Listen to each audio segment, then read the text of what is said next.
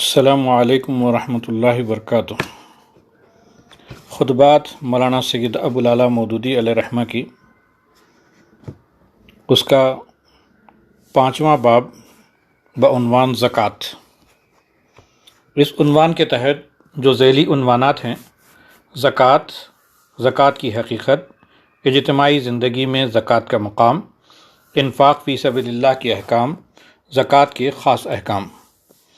آئیے ان ذیلی عنوانات کو تفصیل سے پڑھتے ہیں۔ زکوٰۃ۔ زکوٰۃ کی اہمیت۔ برادران اسلام، نماز کے بعد اسلام کا سب سے بڑا رکن زکوٰۃ ہے۔ عام طور پر چونکہ عبادات کے سلسلے میں نماز کے بعد روزے کا نام لیا جاتا ہے، اس لیے لوگ یہ سمجھنے لگے ہیں کہ نماز کے بعد روزے کا نمبر ہے، مگر قرآن مجید سے ہم کو معلوم ہوتا ہے کہ اسلام میں نماز کے بعد سب سے بڑھ کر زکوٰۃ کی اہمیت ہے۔ یہ دو بڑے ستون ہیں جن پر اسلام کی عمارت کھڑی ہوتی ہے، ان کے ہٹنے کے بعد اسلام قائم نہیں رہ سکتا۔ زکوٰۃ کے معنی۔ زکوٰۃ کے معنی ہیں پاکی اور صفائی کے۔ اپنے مال میں سے ایک حصہ حاجت مندوں اور مسکینوں کے لیے نکالنے کو زکوٰۃ اس لیے کہا گیا ہے کہ اس طرح آدمی کا مال اور اس مال کے ساتھ خود آدمی کا نفس بھی پاک ہو جاتا ہے۔ جو شخص خدا کی بخشی ہوئی دولت میں سے خدا کے بندوں کا حق نہیں نکالتا، اس کا مال ناپاک ہے، اور مال کے ساتھ اس کا نفس بھی ناپاک ہے، کیونکہ اس کے نفس میں احسان فراموشی بھری ہوئی ہے۔ اس کا دل اتنا تنگ ہے، اتنا خود غرض ہے، اتنا زرپرست ہے کہ جس خدا نے اس کو حقیقی ضروریات سے زیادہ دولت دے کر اس پر احسان کیا، اس کے احسان کا حق ادا کرتے ہوئے بھی اس کا دل دکھتا ہے۔ ایسے شخص سے کیا امید کی جا سکتی ہے کہ وہ دنیا میں کوئی نیکی بھی خدا کے واسطے کرے گا، کوئی قربانی بھی محض اپنے دین و ایمان کی خاطر برداشت کرے گا؟ لہٰذا ایسے شخص کا دل بھی ناپاک اور اس کا وہ مال بھی ناپاک جسے وہ اس طرح جمع کرے۔ زکوٰۃ ایک امتحان۔ اللہ تعالیٰ نے زکوٰۃ کا فرض عائد کر کے ہر شخص کو امتحان میں ڈالا ہے۔ جو شخص بخوشی اپنی ضرورت سے زیادہ مال میں سے خدا کا حق نکالتا ہے اور اس کے بندوں کی مدد کرتا ہے، وہی اللہ کے کام کا آدمی ہے، اور وہی اس لائق ہے کہ ایمانداروں کی جماعت میں اس کا شمار کیا جائے۔ اور جس کا دل اتنا تنگ ہے کہ وہ اتنی ذرا سی قربانی بھی خداوند عالم کے لیے برداشت نہیں کر سکتا، وہ اللہ کے کسی کام کا نہیں، وہ ہرگز اس لائق نہیں کہ اہل ایمان کی جماعت میں داخل کیا جائے۔ وہ تو ایک بڑا سڑا ہوا عضو ہے جسے جسم سے الگ ہی کر دینا بہتر ہے، ورنہ سارے جسم کو سڑا دے گا۔ یہی وجہ ہے کہ سرکار رسالت مآب صلی اللہ علیہ وسلم کی وفات کے بعد جب عرب کے بعض قبیلوں نے زکوٰۃ دینے سے انکار کیا تو جناب صدیق اکبر رضی اللہ تعالیٰ عنہ نے ان سے اس طرح جنگ کی جیسے کافروں سے کی جاتی ہے، حالانکہ وہ لوگ نماز پڑھتے تھے اور خدا اور رسول کا اقرار کرتے تھے۔ اس سے معلوم ہوا کہ زکوٰۃ کے بغیر نماز، روزہ اور ایمان کی شہادت سب بیکار ہیں، کسی چیز کا بھی اعتبار نہیں کیا جا سکتا۔ تمام انبیاء علیہ السلام کی امتوں پر زکوٰۃ کی فرضیت۔ قرآن مجید اٹھا کر دیکھیے، آپ کو نظر آئے گا کہ قدیم زمانے سے تمام انبیاء کی امتوں کو نماز اور زکوٰۃ کا حکم لازمی طور پر دیا گیا ہے، اور دین اسلام کبھی کسی نبی کے زمانے میں بھی ان دو چیزوں سے خالی نہیں رہا۔ سیدنا ابراہیم علیہ السلام اور ان کی نسل کے انبیاء کا ذکر کرنے کے بعد ارشاد ہوتا ہے سورہ انبیاء آیت نمبر 73 میں، اس کا ترجمہ ہے: ہم نے ان کو انسانوں کا پیشوا بنایا اور ہمارے حکم کے مطابق لوگوں کی رہنمائی کرتے تھے۔ ہم نے وحی کے ذریعے سے ان کو نیک کام کرنے اور نماز پڑھنے اور زکوٰۃ دینے کی تعلیم دی، اور وہ ہمارے عبادت گزار تھے۔ سیدنا اسماعیل علیہ السلام کے متعلق ارشاد ہے سورہ مریم آیت نمبر 55: وہ اپنے لوگوں کو نماز، اور زکوٰۃ کا حکم دیتے تھے، اور وہ اللہ کے نزدیک برگزیدہ تھے۔ حضرت موسیٰ علیہ السلام نے اپنی قوم کے لیے دعا کی کہ خدایا ہمیں اس دنیا کی بھلائی بھی عطا کر اور آخرت کی بھلائی بھی۔ آپ کو معلوم ہے کہ اس کے جواب میں اللہ تعالیٰ نے فرمایا، جواب میں ارشاد ہوا، سورہ اعراف آیت نمبر 156، میں اپنے عذاب میں جسے چاہوں گا گھیر لوں گا، اگرچہ میری رحمت ہر چیز پر چھائی ہوئی ہے، مگر اس رحمت میں انہی لوگوں کے حق میں لکھوں گا جو مجھ سے ڈریں گے اور زکوٰۃ دیں گے اور ہماری آیات پر ایمان لائیں گے۔ حضرت موسیٰ علیہ السلام کی قوم چونکہ چھوٹے دل کی تھی اور روپیے پر جان دیتی تھی، جیسا کہ آج بھی یہودیوں کا حال آپ دیکھتے ہیں، اس لیے اللہ تعالیٰ نے اتنے جلیل القدر پیغمبر کی دعا کے جواب میں صاف فرما دیا کہ تمہاری امت اگر زکوٰۃ کی پابندی کرے گی تب تو اس کے لیے میری رحمت کا وعدہ ہے، ورنہ ابھی اسے صاف سن رکھو کہ وہ میرے رحمت سے محروم ہو جائے گی اور میرا عذاب اسے گھیر لے گا۔ چنانچہ حضرت موسیٰ علیہ السلام کے بعد بھی بار بار بنی اسرائیل کو اس بات پر تنبیہ کی جاتی رہی، بار بار ان سے عہد لیا گئے کہ اللہ کے سوا کسی کی عبادت نہ کریں اور نماز و زکوٰۃ کی پابندی کریں، یہاں تک کہ آخر میں صاف نوٹس دے دیا گیا۔ سورہ مائدہ آیت نمبر 12، یعنی اللہ نے فرمایا کہ اے نبی بنی اسرائیل، میں تمہارے ساتھ ہوں اگر تم نماز پڑھتے اور زکوٰۃ دیتے رہو اور میرے رسولوں پر ایمان لاؤ اور جو رسول آئیں ان کی مدد کرو اور اللہ کو قرض حسن دو تو میں تمہاری برائیاں تم سے دور کر دوں گا۔ رسول اللہ صلی اللہ علیہ وسلم سے پہلے آخری نبی حضرت عیسیٰ علیہ السلام تھے، سو ان کو بھی اللہ تعالیٰ نے نماز اور زکوٰۃ کا ساتھ ساتھ حکم دیا، جیسا کہ سورہ مریم میں ہے، آیت نمبر 31، اللہ تعالیٰ نے مجھے برکت دی جہاں بھی میں ہوں اور مجھے ہدایت فرمائی کہ نماز پڑھوں اور زکوٰۃ دیتا رہوں جب تک زندہ رہوں۔ اس سے معلوم ہو گیا کہ دین اسلام ابتدا سے ہر نبی کے زمانے میں نماز اور زکوٰۃ کے ان دو بڑے ستونوں پر قائم ہوا ہے، اور کبھی ایسا نہیں ہوا کہ خدا پر ایمان رکھنے والی کسی امت کو بھی ان دو فرضوں سے معاف کیا گیا ہو۔ امت مسلمہ پر زکوٰۃ کی فرضیت۔ اب دیکھیے کہ رسول اللہ صلی اللہ علیہ وسلم کی شریعت میں یہ دونوں فرض کس طرح ساتھ ساتھ لگے ہوئے ہیں۔ قرآن مجید کھولتے ہی سب سے پہلے جن آیات پر آپ کی نظر پڑتی ہے وہ کیا ہیں؟ وہ یہ کہ سورہ بقرہ آیت نمبر 1 تا 3، یہ قرآن اللہ کی کتاب ہے، اس میں کوئی شک نہیں، یہ پرہیزگاروں کو دنیا میں اور زندگی کا سیدھا راستہ بتاتا ہے، اور پرہیزگار وہ لوگ ہیں جو غیب پر ایمان لاتے ہیں اور نماز پڑھتے ہیں اور جو رزق ہم نے ان کو دیا ہے اور اس میں سے خدا کی راہ میں خرچ کرتے ہیں۔ پھر فرمایا ایسے ہی لوگ اپنے پروردگار کی طرف سے ہدایت یافتہ ہیں اور فلاح ایسے ہی لوگوں کے لیے ہے۔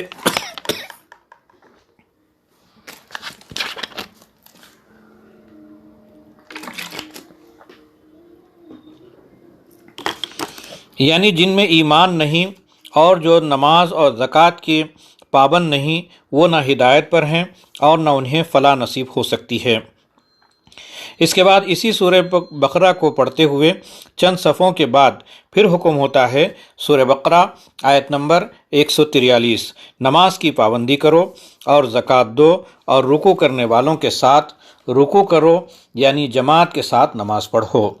پھر تھوڑی دور آگے چل کر اسی سورہ میں ارشاد ہوتا ہے، سورہ بقرہ آیت نمبر 177، نیکی محض اس کا نام نہیں ہے کہ مشرق یا مغرب کی طرف تم نے منہ کر لیا، بلکہ نیکی اس شخص کی ہے جس نے اللہ اور آخرت اور ملائکہ اور کتاب الہی اور پیغمبروں پر ایمان رکھا اور اللہ کی محبت میں اپنے حاجت مند رشتہ داروں، یتیموں، مسکینوں، مسافروں اور سائلوں پر اپنا مال خرچ کیا اور قرض یا اسیری سے گردنیں چھڑانے میں مدد کی اور نماز کی پابندی کی اور زکوٰۃ ادا کی، اور نیک لوگ وہ ہیں جو عہد کرنے کے بعد اپنے عہد کو پورا کریں اور مصیبت اور نقصان اور جنگ کے موقع پر صبر کے ساتھ راہ حق پر ڈٹ جائیں۔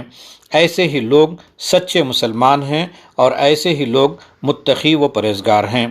اور آگے دیکھیے سورہ مائدہ میں ارشاد ہوتا ہے، المائدہ آیت نمبر 55 اور 56، مسلمانوں تمہارے حقیقی دوست اور مددگار صرف اللہ اور رسول اور ایماندار لوگ ہیں، یعنی ایسے لوگ جو نماز پڑھتے اور زکوٰۃ دیتے اور خدا کے آگے جھکتے ہیں۔ پس جو شخص اللہ اور رسول اور ایماندار لوگوں کو دوست بنائے وہ اللہ کی پارٹی کا آدمی ہے، اور اللہ کی پارٹی ہی غالب ہونے والی ہے۔ اہل ایمان کی نشانی نماز و زکوٰۃ۔ اس عظیم الشان آیت میں ایک بڑا قاعدہ بیان کیا گیا ہے۔ سب سے پہلے تو اس آیت سے آپ کو معلوم ہو گیا کہ اہل ایمان صرف وہ لوگ ہیں جو نماز پڑھتے اور زکوٰۃ دیتے ہیں۔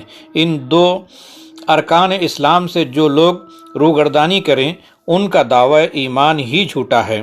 پھر اس آیت سے یہ معلوم ہوا کہ اللہ اور رسول اور اہل ایمان کی ایک پارٹی ہے، اور ایماندار آدمی کا کام یہ ہے کہ سب سے الگ ہو کر اسی پارٹی میں شامل ہو جائے۔ جو مسلمان اس پارٹی سے باہر رہنے والے کسی شخص کو، خواہ وہ باپ ہو، بھائی ہو، بیٹا ہو، ہمسایہ ہو، ہم وطن ہو یا کوئی بھی ہو، اگر وہ اس کو اپنا دوست بنائے گا اور اس سے محبت اور مددگاری کا تعلق رکھے گا تو اسے یہ امید نہ رکھنی چاہیے کہ اللہ اس سے مددگاری کا تعلق رکھنا پسند فرمائے گا۔ سب سے آخر میں اس آیت سے یہ بھی معلوم ہوا کہ اہل ایمان کو غلبہ اسی وقت حاصل ہو سکتا ہے جب وہ یکسو ہو کر اللہ اور رسول اور صرف اہل ایمان ہی کو اپنا ولی و مددگار اور دوست اور ساتھی بنائیں۔ اسلامی اخوت کی بنیاد۔ اب آگے چلیے، سورہ توبہ میں اللہ تعالیٰ نے مسلمانوں کو کفار اور مشرکین سے جنگ کا حکم دیا ہے، اور مسلسل کئی رکوع تک جنگ ہی کے متعلق ہدایات دی، اور اس سلسلے میں ارشاد ہوتا ہے سورہ توبہ آیت نمبر 11، پھر اگر وہ کفر و شرک سے توبہ کریں، ایمان لے آئیں اور نماز پڑھیں اور زکوٰۃ دیں تو وہ تمہارے دینی بھائی ہیں۔ یعنی محض کفر و شرک سے توبہ کرنا اور ایمان کا اقرار کر لینا کافی نہیں ہے۔ اس بات کا ثبوت کہ وہ واقعی کفر و شرک سے تائب ہو گئے ہیں اور حقیقت میں ایمان لائے ہیں صرف اسی طرح مل سکتا ہے کہ وہ نماز کی پابندی کریں اور زکوٰۃ دیں۔ لہٰذا اگر وہ اپنے اس عمل سے اپنے ایمان کا ثبوت دے دیں تب تو تمہارے دینی بھائی ہیں، ورنہ ان کو بھائی نہ سمجھو اور ان سے جنگ بند نہ کرو۔ پھر آگے چل کر اسی سورہ میں فرمایا، سورہ توبہ آیت نمبر 71، مومن مرد اور مومن عورتیں ایک دوسرے کے ولی اور مددگار ہیں، اور ان مومن مردوں اور عورتوں کی صفات یہ ہیں کہ وہ نیکی کا حکم دیتے ہیں، بدی سے روکتے ہیں، نماز قائم کرتے ہیں، زکوٰۃ دیتے ہیں اور خدا اور رسول کی اطاعت کرتے ہیں۔ ایسے ہی لوگوں پر اللہ کی رحمت کرے گی۔ سن لیا آپ نے، کوئی شخص مسلمانوں کا دینی بھائی بن ہی نہیں سکتا جب تک کہ وہ اقرار ایمان کر کے عملاً نماز اور زکوٰۃ کی پابندی نہ کرے۔ ایمان، نماز اور زکوٰۃ یہ تین چیزیں مل کر ایمانداروں کی جماعت بناتی ہے۔ جو لوگ ان تینوں کے پابند ہیں وہ اس پاک جماعت کے اندر ہیں، اور انہی کے درمیان دوستی، محبت، رفاقت اور مددگاری کا تعلق ہے، اور جو ان کے پابند نہیں وہ اس جماعت کے باہر ہیں، خواہ وہ نام کے مسلمان ہی کیوں نہ ہوں۔ ان سے دوستی، محبت اور رفاقت کا تعلق رکھنے کے بعد یہ ہیں کہ معنی یہ ہے کہ تم نے اللہ کے قانون کو توڑ دیا اور اللہ کی پارٹی کو منتشر کر دیا، پھر تم دنیا میں غالب ہو کر رہنے کی امید کیسے کر سکتے ہو؟ اور آگے چلیے، سورہ حج میں ارشاد ہوتا ہے اللہ کی مدد کی شرائط۔ سورہ حج آیت نمبر 40 اور 41، اللہ ضرور ان لوگوں کی مدد کرے گا جو اس کی مدد کریں گے، اور اللہ زبردست قوت والا اور سب پر غالب ہے۔ یہ وہ لوگ ہیں جن کو اگر ہم زمین میں حکومت بخشیں تو یہ نماز قائم کریں گے، زکوٰۃ دیں گے، نیکی کا حکم دیں گے اور بدی سے روکیں گے، اور سب چیزوں کا انجام خدا کے ہاتھ میں ہے۔ اس آیت میں مسلمانوں کو بھی وہی نوٹس دیا گیا ہے جو بنی اسرائیل کو دیا گیا تھا۔ ابھی آپ کو سنا چکا ہوں کہ اللہ تعالیٰ نے بنی اسرائیل کو کیا نوٹس دیا تھا۔ ان سے صاف فرما دیا تھا کہ میں اسی وقت تک تمہارے ساتھ ہوں جب تک تم نماز پڑھتے اور زکوٰۃ دیتے رہو، اور میرے نبیوں کے مشن میں ان کا ساتھ دو، یعنی میرے قانون کو دنیا میں جاری کرنے کی کوشش کرتے رہو۔ جو ہی تم نے اس کام کو چھوڑ دیا، پھر اپنا ہاتھ تمہاری مدد سے کھینچ لوں گا۔ ٹھیک یہی بات اللہ نے مسلمانوں سے بھی فرمائی۔ ان سے صاف کہہ دیا کہ اگر زمین میں طاقت حاصل کر کے تم نماز قائم کرو گے اور زکوٰۃ دو گے اور نیکیاں پھیلاؤ گے اور بدیوں کو مٹاؤ گے، تب تو میں تمہارا مددگار ہوں، اور جس کا میں مددگار ہوں اسے کون دبا سکتا ہے؟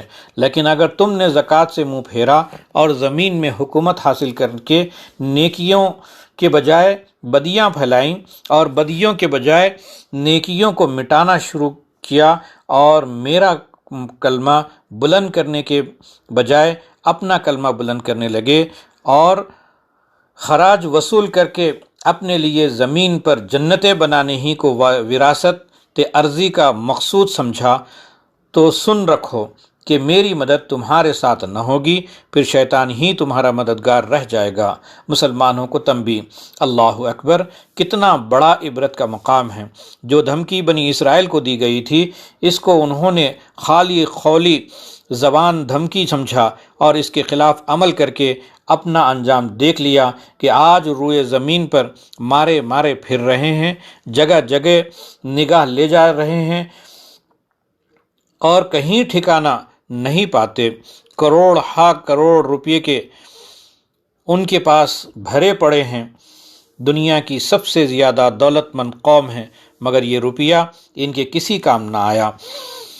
نماز کے بجائے بدکاری اور زکوٰۃ کے بجائے سودخواری کا ملعون طریقہ اختیار کر کے انہوں نے خود بھی خدا کی لعنت اپنے اوپر مسلط کرا لی، اور اب اس لعنت کو لیے ہوئے طاعون کے چوہوں کی طرح دنیا بھر میں اسے پھیلاتے پھر رہے ہیں۔ پھر یہی دھمکی مسلمانوں کو دی گئی اور مسلمانوں نے اس کی کچھ پرواہ نہ کر کے نماز اور زکوٰۃ سے غفلت کی اور خدا کی بخشی ہوئی طاقت کو نیکیاں پھیلانے اور بدیوں کو مٹانے میں استعمال کرنا چھوڑ دیا۔ اس کا نتیجہ دیکھ لو کہ حکومت کے تخت سے اتار کر پھینک دیے گئے، دنیا بھر میں ظالموں کا تخت مشق بن کر رہے، اور روئے زمین میں ہر جگہ ضعیف اور مغلوب ہیں۔ نماز اور زکوٰۃ کو چھوڑنے کا انجام میں بد تو تم دیکھ چکے ہو، اب ان میں ایک جماعت ایسی پیدا ہوئی ہے جو مسلمانوں کو بے حیائی، فحش اور بدکاری میں مبتلا کرنا چاہتی ہے، اور ان سے کہہ رہی ہے کہ تمہارے افلاس کا علاج یہ ہے کہ بینک اور انشورنس کمپنیاں قائم کرو اور سود خواری شروع کر دو۔ خدا کی قسم، اگر انہوں نے یہ کیا تو وہی ذلت اور خواری ان پر مسلط ہو کر رہے گی جس میں یہودی مبتلا ہوئے ہیں، اور یہ بھی خدا کی اس نعمت میں گرفتار ہو جائیں گے جس نے بنی اسرائیل کو گھیر رکھا ہے۔ زکوٰۃ نہ دینے والوں کا انجام۔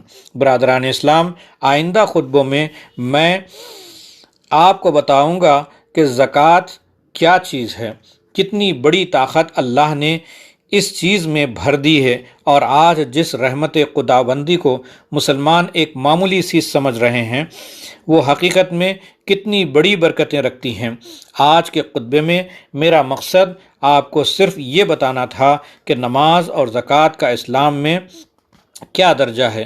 بہت سے مسلمان یہ سمجھتے ہیں، اور اس کے مولوی ان کو رات دن یہ اطمینان دلاتے رہتے ہیں کہ نماز نہ پڑھ کر اور زکوٰۃ نہ دے کر بھی وہ مسلمان رہتے ہیں، مگر قرآن اس کی صاف الفاظ میں تردید کرتا ہے۔ قرآن کی روح سے کلمہ طیبہ کا اقرار ہی بے معنی ہے اگر آدمی اس کے ثبوت میں نماز اور زکوٰۃ کا پابند نہ ہوں۔ اسی بنا پر حضرت ابو بکر صدیق رضی اللہ تعالیٰ عنہ نے زکوٰۃ سے انکار کرنے والوں کو کافر سمجھ کر ان کے خلاف تلوار اٹھائی تھی، جیسا کہ میں ابھی آپ کے سامنے بیان کر چکا ہوں۔ صحابہ کرام کو ابتدا میں شبہ تھا کہ آیا وہ مسلمان جو خدا اور رسول کا اقرار کرتا ہے اور نماز بھی پڑھتا ہے ان لوگوں کے زمرے میں شامل کیا جا سکتا ہے یا نہیں جن پر تلوار اٹھانے کا حکم ہے۔ مگر جب حضرت ابو بکر صدیق رضی اللہ تعالیٰ عنہ جن کو اللہ نے مقام نبوت کے قریب درجے عطا فرمایا تھا اپنی بات پر اڑ گئے اور انہوں نے اصرار کے ساتھ فرمایا کہ خدا کی قسم اگر یہ لوگ اس زکوٰۃ میں سے جو رسول اللہ صلی اللہ علیہ وسلم کے عہد میں دیا کرتے تھے اونٹ باندھنے کی ایک رسی بھی روکیں گے تو میں ان پر تلوار اٹھاؤں گا۔ تو بالآخر تمام صحابہ کے دلوں کو اللہ نے حق کے لیے کھول دیا اور سب نے یہ بات تسلیم کر لی کہ زکوٰۃ سے انکار کرنے والے پر جہاد کرنا چاہیے۔ قرآن مجید تو صاف کہتا ہے کہ زکوٰۃ نہ دینا ان مشرکین کا کام ہے جو آخرت کے منکر ہیں۔ سورہ حامیم سجدہ آیت نمبر 6 اور 7۔ تباہی ہے ان مشرکین کے لیے جو زکوٰۃ نہیں دیتے اور آخرت سے منکر ہیں۔ زکوٰۃ کی حقیقت۔ برادران اسلام، پچھلے خطبے میں بیان کر چکا ہوں کہ نماز کے بعد اسلام کا سب سے بڑا رکن زکوٰۃ ہے، اور یہ اتنی بڑی چیز ہے کہ جس طرح نماز سے انکار کرنے والے کو کافر ٹھہرایا گیا ہے، اسی طرح زکوٰۃ سے انکار کرنے والوں کو بھی نہ صرف کافر ٹھہرایا گیا ہے بلکہ ان پر صحابہ رضوان اللہ تعالی علیہم اجمعین نے اتفاق جہاد کیا۔ اب میں آج کے خطبے میں آپ کے سامنے زکوٰۃ کی حقیقت بیان کروں گا تاکہ آپ کو معلوم ہو کہ یہ زکوٰۃ دراصل ہے کیا چیز اور اسلام میں اس کی اتنی اہمیت کیوں دی گئی ہے، اللہ کا تقرب کیسے حاصل ہوتا ہے۔ عقل و دانش کا امتحان۔ آپ میں سے بعض لوگ تو ایسے ہیں، سیدھے سادے ہوتے ہیں جو ہر کسی کو ناقص کو دوست بنا لیتے ہیں، اور کبھی دوست بناتے وقت آدمی کو پرکھتے نہیں وہ واقعے میں دوست بنانے کے قابل بھی ہے یا نہیں۔ ایسے لوگ دوستی میں اکثر دھوکہ کھا جاتے ہیں اور بعد میں ان کو بڑی مایوسی کا سامنا ہوتا ہے۔ لیکن جو عقل مند لوگ ہیں وہ جن لوگوں سے ملتے ہیں ان کو خوب پرکھ کر ہر طریقے سے جانچ پڑتال کر کے دیکھتے ہیں، پھر جو کوئی ان میں سے سچا، مخلص، وفادار آدمی ملتا ہے صرف اسی کو دوست بناتے ہیں اور بیکار آدمیوں کو چھوڑ دیا کرتے ہیں۔ اللہ تعالیٰ سب سے بڑھ کر حکیم و دانا ہے، اس سے یہ امید کیسے کی جا سکتی ہے کہ وہ ہر کسی و ناقص کو اپنا دوست بنا لے گا، اپنی پارٹی میں شامل کر لے گا اور اپنے دربار میں عزت اور قربت کی جگہ دے گا۔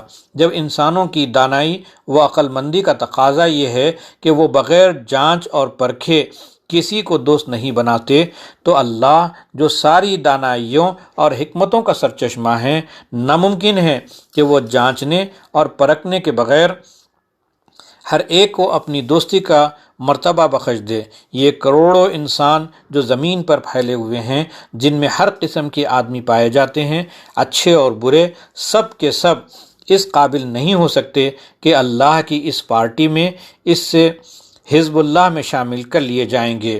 اللہ تعالیٰ دنیا میں اپنی خلافت کا مرتبہ اور آخرت میں تقرب کا مقام عطا کرنا چاہتا ہے۔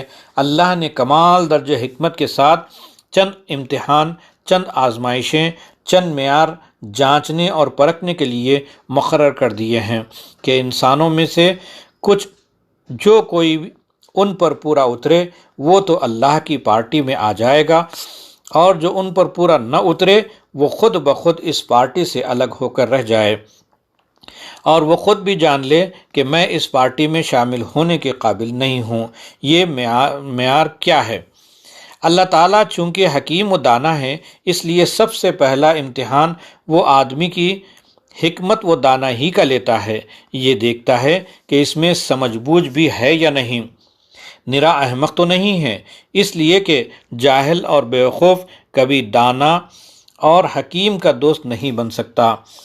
جو شخص اللہ کی نشانیوں کو دیکھ کر پہچان لے کہ وہی میرا مالک اور خالق ہے، اس کے سوا کوئی معبود، کوئی پروردگار، کوئی دعائیں سننے والا اور مدد کرنے والا نہیں ہے، اور جو شخص اللہ کے کلام کو سن کر جان لے کہ یہ میرے مالک ہی کا کلام ہے، کسی اور کا کلام نہیں ہو سکتا، اور جو شخص سچے نبی اور جھوٹے مدعیوں کی زندگی، ان کی اخلاق، ان کے معاملات، ان کی تعلیمات، ان کے کارناموں کے فرق کو ٹھیک ٹھیک سمجھے اور پہچان جائے کہ نبوت کا دعویٰ کرنے والوں میں سے فلاں ذات پاک تو حقیقت میں خدا کی طرف سے ہدایت بخشنے کے لیے آئی ہے، اور فلاں دجال ہے، دھوکہ دینے والا ہے، ایسا شخص دانائی کے امتحان میں پاس ہوتا ہے اور اس کو انسانوں کی بھیڑ بھاڑ سے الگ کر کے اللہ تعالیٰ اپنے پارٹی کے منتخب امیدواروں میں شامل کر لیتا ہے۔ باقی لوگ جو پہلے ہی امتحان میں فیل ہو جاتے ہیں، ان کو چھوڑ دیا جاتا ہے کہ جدھر چاہیں بھٹکتے پھریں۔ اخلاقی قوت کی آزمائش۔ اس پہلے امتحان میں جو امیدوار کامیاب ہو جاتے ہیں، انہیں پھر دوسرے امتحان میں شریک ہونا پڑتا ہے۔ اس دوسرے امتحان میں آدمی کی عقل کے ساتھ اس کی اخلاقی طاقت کو بھی پرکھا جاتا ہے، اور یہ دیکھا جاتا ہے کہ اس آدمی میں سچائی اور نیکی کو جان کر اسے قبول کر لینے اور اس پر عمل کرنے کی، اور جھوٹ اور بدی کو جان کر اسے چھوڑ دینے کی طاقت بھی ہے یا نہیں۔ یہ اپنے نفس کی خواہشات کا، باپ دادا کی تقلید کا، خاندانی رسموں کا، دنیا کے عام خیالات اور طور طریقوں کا غلام تو نہیں ہے۔ اس میں یہ کمزوری تو نہیں ہے کہ ایک چیز کو خدا کی ہدایت کے خلاف پاتا ہے اور جانتا ہے کہ وہ بری ہے، مگر پھر بھی اسی کے چکر میں پڑا رہتا ہے۔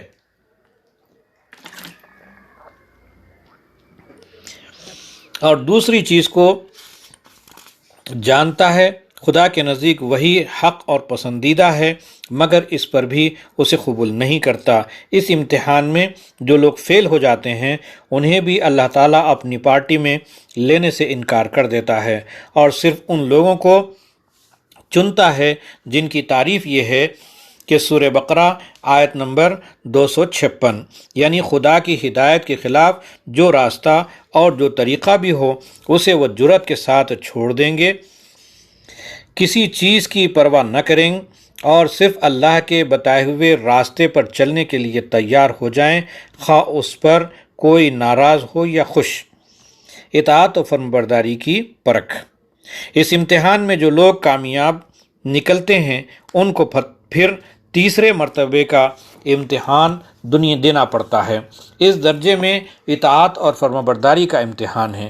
یہاں حکم دیا جاتا ہے کہ جب ہماری طرف سے ڈیوٹی کی پکار بلند ہو تو اپنی نیند قربان کرو اور حاضر ہو، اپنے کام کاج حرج کرو اور آؤ، اپنی دلچسپیوں کو، اپنے فائدوں کو، اپنے لطیف و تفریح کو چھوڑ دو اور آخر فرض بجا لاؤ، گرمی ہو یا جاڑا ہو، کچھ ہو، بہرحال جب فرض کے لیے پکارا جائے تو ہر مشقت کو قبول کرو اور دوڑتے ہوئے آؤ۔ پھر جب ہم حکم دیں کہ صبح سے شام تک بھوکے پیاسے رہو اور اپنے نفس کی خواہشات کو روکو، تو اس حکم کی پوری تعمیل ہونی چاہیے، خواہ بھوک پیاس کی کیسی ہی تکلیف ہو، اور چاہے لطیف کھانوں اور مزیدار شربتوں کے ڈھیر ہی سامنے کیوں نہ لگے ہوئے ہوں۔ جو لوگ اس امتحان میں کچے نکلتے ہیں، ان سے بھی کہہ دیا جاتا ہے کہ تم ہماری کام کے نہیں ہو۔ انتخاب صرف ان لوگوں کا ہوتا ہے جو اس تیسرے امتحان میں پکے ثابت ہوتے ہیں، کیونکہ صرف انہی سے یہ توقع کی جا سکتی ہے کہ خدا کی طرف سے جو قوانین ان کے لیے بنائے جائیں گے اور جو ہدایات ان کو دی جائیں گی، اور خفیہ اور علانیہ طور پر راحت و تکلیف، ہر ایک میں ان کی پابندی کریں گے۔ مالی قربانی کی جانچ۔ اس کے بعد چوتھا امتحان مال کی قربانی کا لیا جاتا ہے۔ تیسرے امتحان کے کامیاب امیدوار بھی اس قابل نہیں ہوئے کہ خدا کی ملازمت میں باقاعدہ لیے جائیں۔ ابھی یہ دیکھنا ہے کہ کہیں وہ چھوٹے دل کے پست ہمت، کم حوصلہ، تنگ ظرف تو نہیں ہیں۔ ان لوگوں میں سے تو نہیں ہیں جو محبت اور دوستی کے دعوے تو لمبے چوڑے کرتے ہیں، مگر اپنے محبوب اور دوست کی خاطر جب گروہ سے کچھ خرچ کرنے کا وقت آتا ہے تو کہتے ہیں گزر طبی سخت دین تست۔ ان کا حال اس شخص کا تو نہیں ہے جو زبان سے تو ماتا جی کہتا ہے اور ماتا جی کی خاطر دنیا بھر سے جھگڑنے بھی کر لیتا ہے، مگر جب وہی ماتا جی اس کے غلے کی ٹوکری یا اس کی سبزی کے ڈھیر پر منہ مارتی ہے تو لکڑی لے کر اس کے پیچھے دوڑتا ہے اور مار مار کر ان کی کھال ادھیڑ دیتا ہے۔ ایسے خود غرض، زرپرست اور تنگ دل آدمی کو تو معمولی درجے کا عقل مند انسان بھی دوست نہیں بناتا، اور ایک بڑے دل والا انسان اس قسم کے ذلیل آدمی کو اپنے پاس جگہ دینا بھی پسند نہیں کرتا۔ پھر بھلا وہ بزرگ و برتر خدا جو اپنے خزانے ہر آن اپنی بے حد و حساب مخلوق پر بے حد و حساب طریقے سے لٹا رہا ہے، ایسے شخص کو بھی دوستی کے قابل کب سمجھ سکتا ہے جو خدا کے دیے ہوئے مال کو خدا کی راہ میں خرچ کرتے ہوئے بھی جی چراتا ہو، اور وہ خدا کی جس دانائی و حکمت سب سے بڑھ کر ہے کسی طرح اس انسان کو اپنی پارٹی میں شامل کر سکتا ہے۔ اس کی دوستی و محبت فقط زبانی جمع خرچ تو ہے اور جس میں کبھی بھروسہ نہ کیا جا سکتا ہے۔ پھر جو لوگ اس چوتھے امتحان میں فیل ہو جاتے ہیں ان کو بھی صاف جواب دے دیا جاتا ہے کہ جاؤ، تمہارے لیے اللہ کی پارٹی میں جگہ نہیں ہے، تم بھی ناکارہ ہو، تم اس عظیم الشان خدمت کا بار سنبھالنے کے قابل نہیں ہو جو خلیفۃ الہیہ کے سپرد کی جاتی ہیں۔ اس پارٹی میں تم صرف وہ لوگ شامل کیے جا سکتے ہیں جو اللہ کی محبت پر جان، مال اور اولاد، خاندان، وطن، ہر چیز کی محبت کو قربان کر دیں۔ اسی بات کو سورہ آل عمران آیت نمبر 90 میں اس طرح سے کہا گیا، تم نیکی کے مقام کو نہیں پا سکتے جب تک وہ چیزیں خدا کی راہ میں قربان نہ کرو جن سے تم کو محبت ہے۔ حزب اللہ کے لیے مطلوبہ اوصاف۔ نمبر 1، تنگ دل نہ ہوں۔ اس پارٹی میں تنگ دلوں کے لیے جگہ نہیں ہے۔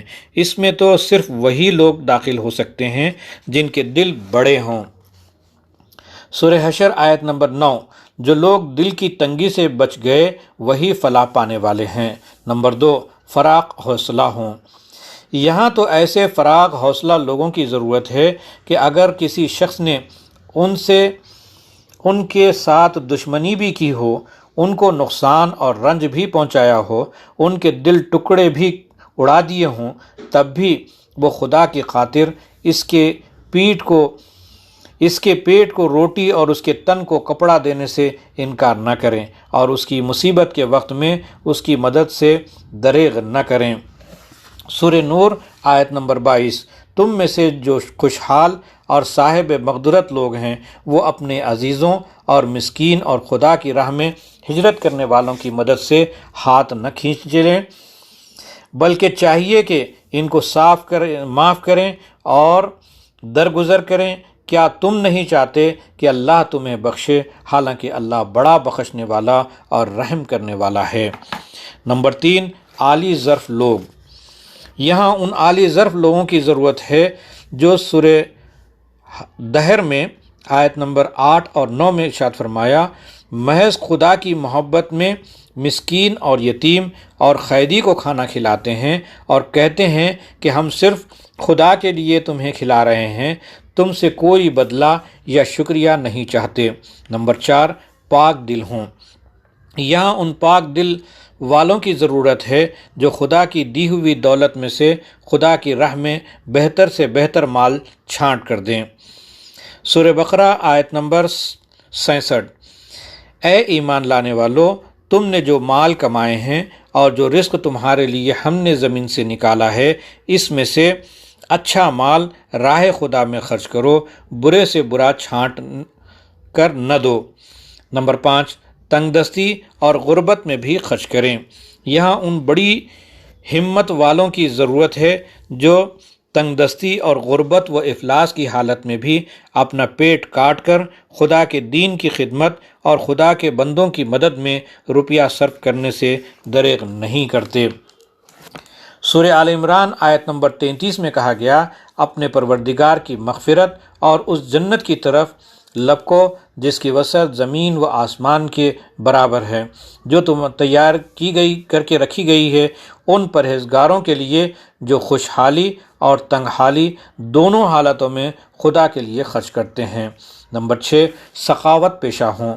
یہاں ان ایمانداروں کی ضرورت ہے جو سچے دل سے اس بات پر یقین رکھتے ہیں کہ جو کچھ خدا کی راہ میں خرچ کیا جائے گا وہ ضائع نہ ہوگا، بلکہ خدا دنیا اور آخرت میں اس کا بہترین بدل عطا فرمائے گا۔ اس لیے وہ محض خدا کی خوشنودی کی خاطر خرچ کرتے ہیں، اس بات کی کوئی پرواہ نہیں کرتے کہ لوگوں کو ان کی فیاضی و سخاوت کا حال معلوم ہوا یا نہیں، اور کسی نے ان کی بخشش کا شکریہ ادا کیا یا نہیں۔ سورہ بقرہ آیت نمبر 272۔ تم جو کچھ بھی راہ حق میں خرچ کرو گے وہ تمہارے ہی لیے بھلائی ہے، جب تم اپنے اس خرچ میں خدا کے سوا کسی اور کی خوشنودی نہیں چاہتے۔ اس طرح جو کچھ بھی تم کار خیر میں صرف کرو گے اس کا پورا پورا فائدہ تم کو ملے گا اور تمہارے ساتھ ذرہ برابر ظلم نہ ہوگا۔ نمبر 7، ہر حال میں خدا کو یاد رکھیں۔ یہاں ان بہادروں کی ضرورت ہے جو دولت مندی اور خوشحالی میں بھی خدا کو نہیں بھولتے، جن کے محلوں میں بیٹھ کر اور ناز و نعمت میں سے رہ کر بھی خدا یاد رکھتا ہے۔ سورہ منافقون آیت نمبر 9۔ اے ایمان والو، مال اور اولاد کی محبت تم کو خدا کی یاد سے غافل نہ کر دے۔ جو ایسا کرے گا خود وہ ٹوٹے میں رہے والا ہے۔ یہ اللہ کی پارٹی میں شامل ہونے والوں کی لازمی صفات ہیں۔ ان کے بغیر کوئی شخص خدا کے دوستوں میں شامل نہیں ہو سکتا۔ دراصل یہ انسان کے اخلاق ہی کا نہیں بلکہ اس کے ایمان کا بھی بہت کڑا اور سخت امتحان ہے۔ جو شخص خدا کی راہ میں خرچ کرنے سے جی چراتا ہے اس شخص کو اپنے اوپر چٹی پر اور جرمانہ سمجھتا ہے، ہیلوں اور بہانوں سے بچاؤ کی صورتیں نکالتا ہے، اور اگر خرچ کرتا ہے تو اپنی تکلیف کا بخار لوگوں پر احسان رکھ کر نکالنے کی کوشش کرتا ہے، یا یہ چاہتا ہے کہ اس کی سخاوت کا دنیا میں اشتہار دیا جائے۔ وہ دراصل خدا اور آخرت پر ایمان ہی نہیں رکھتا۔ وہ سمجھتا ہے کہ خدا کی راہ میں جو کچھ گیا وہ ضائع ہو گیا۔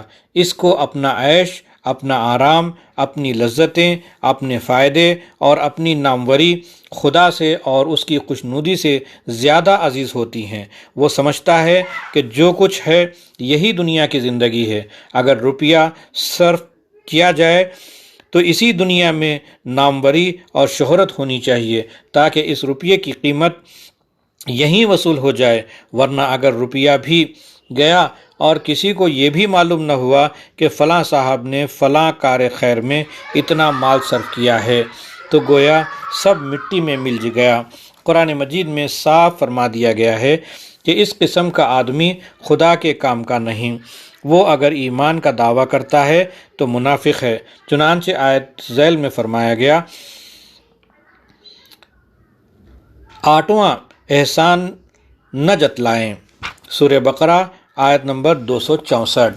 اے ایمان لانے والو، اپنی خیرات کو احسان رکھ کر اور اذیت پہنچا کر ضائع نہ کر دو، اس شخص کی طرح نہ جو محض لوگوں کو دکھانے اور نام چاہنے کے لیے خرچ کرتا ہے اور اللہ اور آخرت پر ایمان نہیں رکھتا۔ نمبر 9، مال جمع نہ کریں۔ سورہ توبہ آیت نمبر 34۔ جو لوگ سونا اور چاندی جمع کر کر کے رکھتے ہیں، اسے خدا کی راہ میں خرچ نہیں کرتے، انہیں سخت سزا کی بشارت دے دو۔ نمبر 10، اللہ کی راہ میں رخصت طلب نہ کریں۔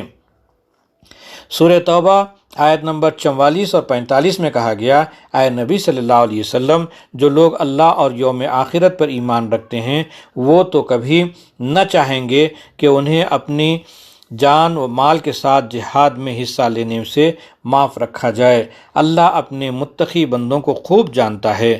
معذرت صرف وہ لوگ طلب کرتے ہیں جو اللہ اور آخرت پر ایمان نہیں رکھتے، جن کے دلوں میں شک ہے اور وہ اپنے شک ہی میں متردد ہو رہے ہیں۔ نمبر 11، راہ خدا میں خوش دلی سے اطاعت کریں۔ سورہ توبہ آیت نمبر 54۔ راہ خدا میں ان کے خرچ کیے ہوئے مال صرف اس لیے قبول نہیں کیے جا سکتے کہ وہ دراصل اللہ اور رسول پر ایمان نہیں رکھتے۔ نماز کو آتے ہیں تو دل برداشتہ ہو کر، اور مال خرچ کرتے ہیں تو ناک بہوں چڑھا کر۔ سورہ توبہ آیت نمبر 66۔ منافق مرد اور منافق عورتیں سب ایک تھیلی کے چٹے بٹے ہیں، وہ بدی کا حکم دیتے ہیں، نیکی سے منع کرتے ہیں، خدا کی راہ میں مال خرچ کرنے سے ہاتھ روک لیتے ہیں۔ وہ خدا کو بھول گئے اور خدا ان کو بھلا دیا، یقیناً یہ منافقین فاسق ہیں۔ نمبر 12، انفاق فی سبیل اللہ کو چٹی نہ سمجھیں۔ سورہ توبہ آیت نمبر 98۔ ان اعراب یعنی منافقین میں سے بعض وہ لوگ بھی ہیں جو راہ خدا میں خرچ کرتے ہوئے بھی تو زبردستی کی چٹھی سمجھتے ہیں۔ نمبر 13، بخیل نہ ہوں۔ سورہ محمد آیت نمبر 38۔ سن رکھو کہ تم لوگ ایسے ہو کہ تم کو راہ خدا میں خرچ کرنے کے لیے کہا جاتا ہے تو تم میں سے بہت لوگ بخل کرتے ہیں، اور جو کوئی اس کام میں بخل کرتا ہے وہ خود اپنے ہی لیے بخل کرتا ہے۔ اللہ تو غنی ہے، تم ہی اس کے محتاج ہو۔ اگر تم نے خدا کے کام میں خرچ کرنے سے منہ موڑا تو تمہاری جگہ دوسری قوم کر لے آئے گا اور وہ تم جیسے نہ ہوگی۔ برادران اسلام، یہ ہے اس زکوٰۃ کی حقیقت جو آپ کے دین کا ایک رکن ہے۔ ان کو دنیا کی حکومتوں کے ٹیکسوں کی طرح محض ایک ٹیکس نہ سمجھو، بلکہ دراصل یہ اسلام کی روح اور اس کی جان ہے۔ یہ حقیقت میں ایمان کا امتحان ہے۔ جس طرح درجہ بدرجہ امتحانات دے کر آدمی ترقی کرتا ہے، یہاں تک کہ آخری امتحان دے کر گریجویٹ بنتا ہے، اسی طرح خدا کے ہاں بھی کئی امتحان ہیں جن سے آدمی کو گزرنا پڑتا ہے، اور جب وہ چوتھا امتحان یعنی مال کی قربانی کا امتحان کامیابی کے ساتھ دے تو پورا مسلمان بنتا ہے۔ اگرچہ یہ آخری امتحان نہیں ہے، بلکہ اس کے بعد زیادہ سخت امتحان جان کی قربانی کا آتا ہے، جسے آگے چل کر بیان کروں گا۔ لیکن اسلام کے دائرے میں یا الفاظ دیگر اللہ کی پارٹی میں آنے کے لیے داخلے کے جو امتحانات مقرر کیے گئے ہیں، ان میں سے یہ آخری امتحان ہے۔ آج کل بعض لوگ کہتے ہیں کہ خرچ کرنے اور روپیہ بہانے کے واسطوں مسلمانوں کو بہت سنائے جا چکے ہیں۔ اب اس غربت و افلاس کی حالت میں تو ان کو کمانے اور جمع کرنے کے واعظ سنانے چاہیے، مگر انہیں معلوم نہیں ہے کہ یہ چیزیں جس پر وہ ناک بہوں چڑھاتے ہیں دراصل یہی اسلام کی روح ہے، اور مسلمانوں کو جس چیز نے پستی و ذلت کے گڑھے میں گرایا ہے وہ دراصل اسی روح کی کمی ہے۔ مسلمان اس لیے نہیں گرے کہ اس روح نے ان کو گرا دیا، بلکہ اس لیے گرے ہیں کہ یہ روح سے خالی ہو گئے ہیں۔ آئندہ خطبات میں آپ کو بتاؤں گا کہ زکوٰۃ اور صدقات حقیقت میں ہماری جماعتی زندگی کی جان ہیں، اور ان میں ہمارے لیے آخرت کی ہی کی نہیں بلکہ دنیا کی بھی ساری نعمتیں جمع کر دی گئی ہیں۔ اجتماعی زندگی میں زکوٰۃ کا مقام۔ برادران اسلام، اس سے پہلے 2 خطبوں میں آپ کے سامنے زکوٰۃ کی حقیقت بیان کر چکا ہوں۔ اب میں آپ کے سامنے اس کے ایک دوسرے پہلو پر روشنی ڈالوں گا۔ اللہ کی شان کریمی۔ قرآن مجید میں زکوٰۃ اور صدقات کے لیے جگہ جگہ انفاق فی سبیل اللہ کا لفظ استعمال کیا گیا ہے، یعنی خدا کی راہ میں خرچ کرنا۔ بعض مقامات پر یہ بھی فرمایا گیا ہے کہ جو کچھ تم راہ خدا میں صرف کرتے ہو یہ اللہ کے ذمے قرض حسنہ ہے۔ گویا تم اللہ کو قرض دیتے ہو اور اللہ تعالیٰ تمہارا قرض دار ہو جاتا ہے۔ بکثرت مقامات پر یہ بھی ارشاد ہوا ہے کہ اللہ کی راہ میں جو کچھ تم دو گے اس کا بدلہ اللہ کے ذمے ہے، اور وہ صرف اتنا ہی تم کو واپس نہ کرے گا بلکہ اس سے بھی بہت زیادہ دے گا۔ اس مضمون پر غور کیجئے، کیا زمین و آسمان کا مالک نعوذ باللہ آپ کا محتاج ہے؟ کیا اس ذات پاک کو آپ سے قرض لینے کی ضرورت ہے؟ کیا وہ بادشاہوں کا بادشاہ اور بے حد و حساب خزانوں کا مالک اپنے لیے آپ سے کچھ نہ مانگتا ہے؟ معاذ اللہ، اسی بخشش پر تو آپ پل رہے ہیں، اسی کا دیا ہوا رزق تو آپ کھاتے ہیں۔ آپ میں سے ہر امیر اور غریب کے پاس جو کچھ ہے سب اسی کا عطیہ ہے۔ آپ کے ایک فقرے سے لے کر 1 کروڑ پتی اور ارب پتی تک ہر شخص اس کے کام کا محتاج ہے، اور وہ کسی کا محتاج نہیں۔ اس کو کیا ضرورت کہ آپ سے قرض مانگے اور اپنی ذات کے لیے آپ کے آگے ہاتھ پھیلائے؟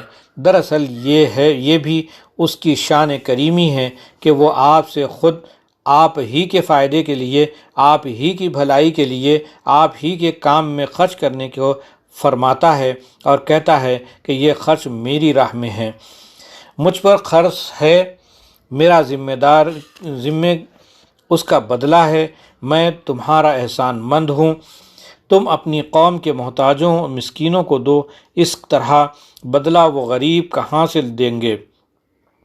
ان کی طرف سے میں دوں گا۔ تم اپنے عزیز رشتہ داروں کی مدد کرو، اس کا احسان ان پر نہیں، میں تمہارے اس احسان کو اتار دوں گا۔ تم اپنے یتیموں، اپنی بیواؤں، اپنے معذوروں، اپنے مسافروں، اپنے مصیبت زدہ بھائیوں کو جو کچھ دو اسے میری حساب میں لکھ لو۔ تمہارا مطالبہ ان کے ذمے نہیں، میرے ذمے ہے، اور میں اس کو ادا کر دوں گا۔ تم اپنے پریشان حال بھائیوں کو قرض دو اور ان کو سود نہ مانگو، ان کو تنگ نہ کرو۔ اگر وہ ادا کرنے کے قابل نہ ہوں تو ان کو رسول جبین، ان کو سول جیل نہ بھیجواؤ، ان کے کپڑے اور گھر کے برتن فروخت نہ کرواؤ، ان کے بال بچوں کو گھر سے بے گھر نہ کر دو۔ تمہارا قرض ان کے ذمے نہیں بلکہ میرے ذمے ہے۔ اگر وہ اصل ادا کریں گے تو ان کی طرف سے سود میں ادا کر دوں گا، اور اگر وہ اصل بھی ادا نہ کر سکیں گے تو میں اصل سے سود دونوں تمہیں دوں گا۔ اسی طرح اپنی جماعتی فلاح کے کاموں میں اپنے اپنائے ہوئے نو کی بھلائی اور بہتری کے لیے جو کچھ تم خرچ کرو گے اس کا فائدہ اگرچہ تمہیں کو ملے گا، مگر اس کا احسان مجھ پر ہوگا، میں اس کی پائی مناسب منافع سمیت تمہیں واپس کر دوں گا۔ یہ ہے اس کریموں کی کریم، اس بادشاہوں کی بادشاہ کی شان۔ تمہارے پاس جو کچھ ہے اسی کا بخشا ہوا ہے، تم کہیں اور سے نہیں لاتے، اسی کے خزانوں سے لیتے ہو، اور پھر جو کچھ دیتے ہو اس کو نہیں دیکھتے، اپنے ہی رشتہ داروں، اپنے ہی بھائی بندوں، اپنی ہی قوم کے لوگوں کو دیتے ہو، یا اپنی اجتماعی فلاح پر صرف کرتے ہو، جس کا فائدہ آخرکار تم ہی کو پہنچتا ہے۔ مگر اس فیاضی حقیقی کو دیکھو، جو کچھ تم اس سے لے کر اپنوں کو دیتے ہو اسے وہ فرماتا ہے کہ تم نے مجھے دیا، میری راہ میں دیا، مجھ سے خرچ دیا، میں اس کا اجر تمہیں دوں گا۔ اللہ اکبر۔ خداوند عالم ہی کو یہ شان کریمی زیب دیتی ہے کہ اسی بے نیاز بادشاہ کا یہ مقام ہے کہ فیاض اور خود جود و کرم کے اس بلند ترین کمال کا اظہار کرے۔ کوئی انسان اس بلند خیالی کا تصور بھی نہیں کر سکتا۔ انفاق کی تلقین کیوں؟ اچھا، اب اس بات پر غور کیجئے کہ اللہ تعالیٰ نے انسانوں کو نیکی اور فیاضی پر ابھارنے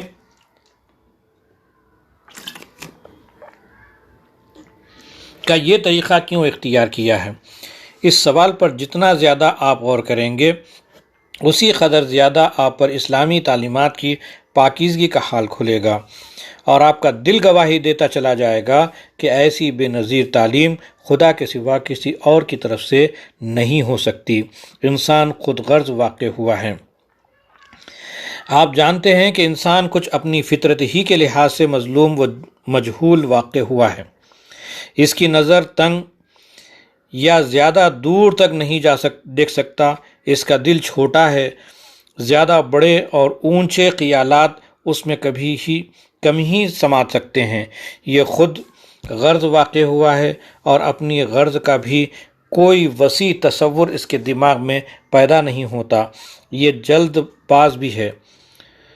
سورہ انبیاء آیت نمبر 38۔ یہ ہر چیز کا نتیجہ اور فائدہ جلدی دیکھنا چاہتا ہے، اور اسی نتیجے کو نتیجہ اور اسی فائدے کو فائدہ سمجھتا ہے جو جلدی سے اس کے سامنے آ جائے اور اس کو محسوس ہو جائے۔ دور رس نتائج تک اس کی نگاہیں نہ پہنچتی، اور بڑے پیمانے پر جو فائدے حاصل ہوتے ہیں، جن فائدوں کا سلسلہ بہت دور تک چلتا ہے، ان کا ادراک تو ایسے مشکل ہی سے ہوتا ہے، بلکہ بسا اوقات ہوتا ہی نہیں۔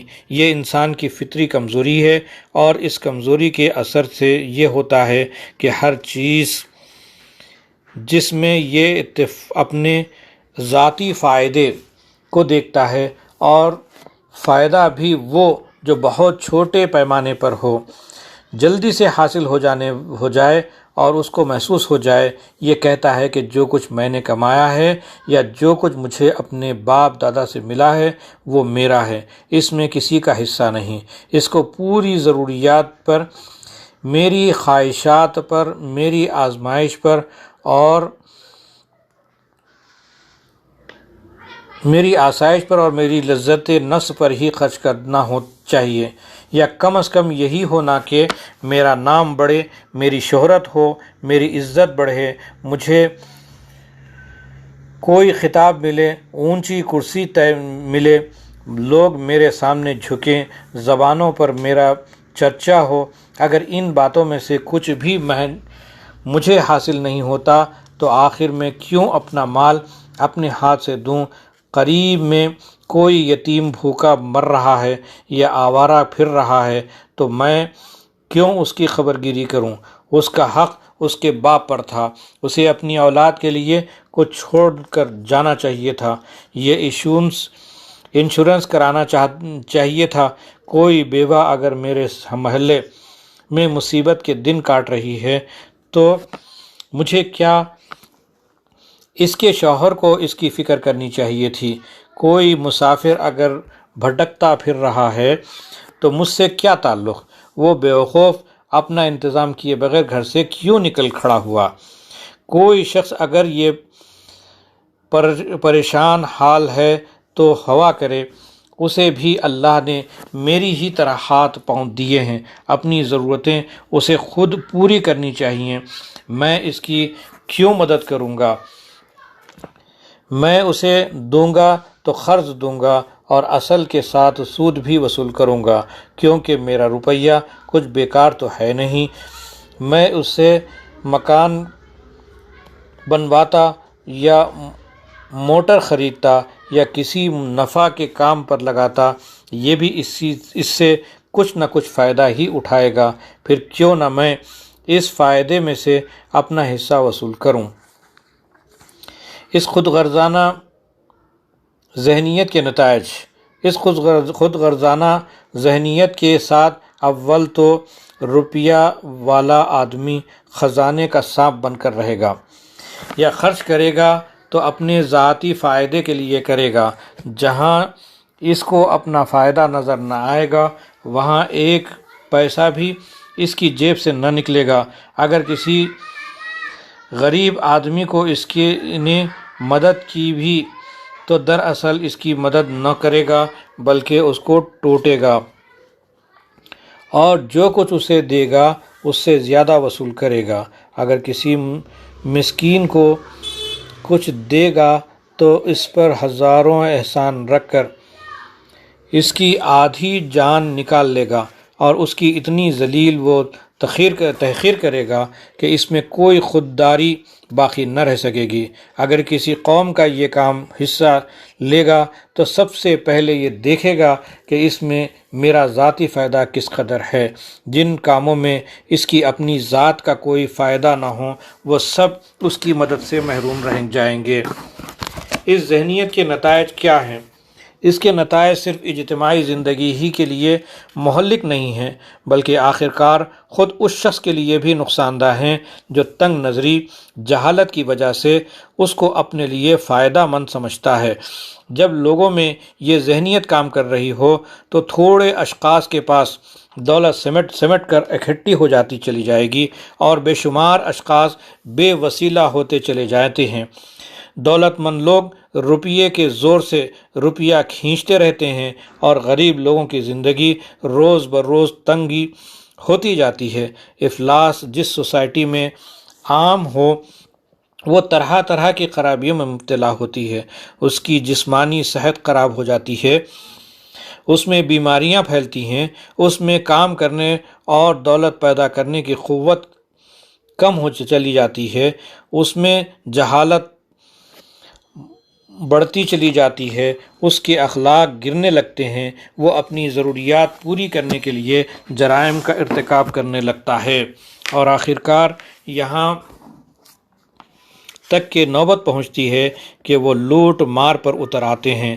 عام بلوے ہوتے ہیں، دولت مند لوگ قتل کیے جاتے ہیں، ان کے گھر بار لوٹے چل جاتے ہیں اور وہ اس طرح تباہ و برباد ہوتے رہتے ہیں، ان کا نام و نشان تک دنیا میں باقی نہیں رہتا۔ اجتماع کی فلاح میں فرد کی فلاح ہے۔ اگر آپ غور کریں تو معلوم ہوگا کہ در حقیقت ہر شخص بھلائی اس جماعت کی بھلائی کے ساتھ وابستہ ہے جس کے دائرے میں وہ رہتا ہے۔ آپ کے پاس جو دولت ہے، اگر آپ کے اس میں سے اپنے دوسرے بھائیوں کی مدد کریں تو یہ دولت چکر لگاتی ہوئی بہت سے فائدوں کے ساتھ پھر آپ کے پاس پلٹ آئے گی، اور اگر آپ تنگ نظری کے ساتھ اس کو اپنے پاس جمع کر سکیں گے یا صرف اپنے ہی ذاتی فائدے پر خرچ کریں گے تو بالآخر کھیتی گھٹتی چلی جائے گی۔ مثال کے طور پر اگر آپ نے ایک یتیم بچے کی پرورش کی اور اسے تعلیم دے کر اس قابل بنا دیا کہ وہ آپ کی جماعت کا ایک کمانے والا فرد بن جائے تو گویا آپ کی جماعت کی دولت میں اضافہ کیا، اور ظاہر ہے کہ جب جماعت کی دولت بڑھے گی تو آپ جو جماعت کے ایک فرد ہیں آپ کو بھی اس دولت میں سے بہرحال حصہ ملے گا، خواہ آپ کو کسی حساب سے یہ معلوم نہ ہو سکے کہ یہ حصہ آپ کو اس خاص یتیم کی قابلیت سے بچنا ہے جس کی آپ نے مدد کی تھی۔ لیکن اگر آپ نے خود غرضی اور تنگ نظری سے کام لے کر یہ کہا کہ میں اس کی مدد کیوں کروں، اس کے باپ کو اس کے لیے کچھ نہ کچھ چھوڑنا چاہیے تھا، تو وہ آوارہ پھرے گا، ایک بیکار آدمی بن کر رہ جائے گا۔ اس میں یہ قابلیت ہی نہ ہوگی سکے گی کہ اپنی محنت سے جماعت کی دولت میں کوئی اضافہ کر سکے، بلکہ کچھ عجیب نہیں کہ جرائم پیشہ بن جانے اور ایک روز خود آپ کے گھر میں نقب لگائے۔ اس کے معنی یہ ہوئے کہ آپ نے اپنی جماعت کے ایک شخص کو بیکار اور آوارہ اور جرائم پیشہ بنا کر اس کا ہی نہیں خود اپنا بھی نقصان کیا ہے۔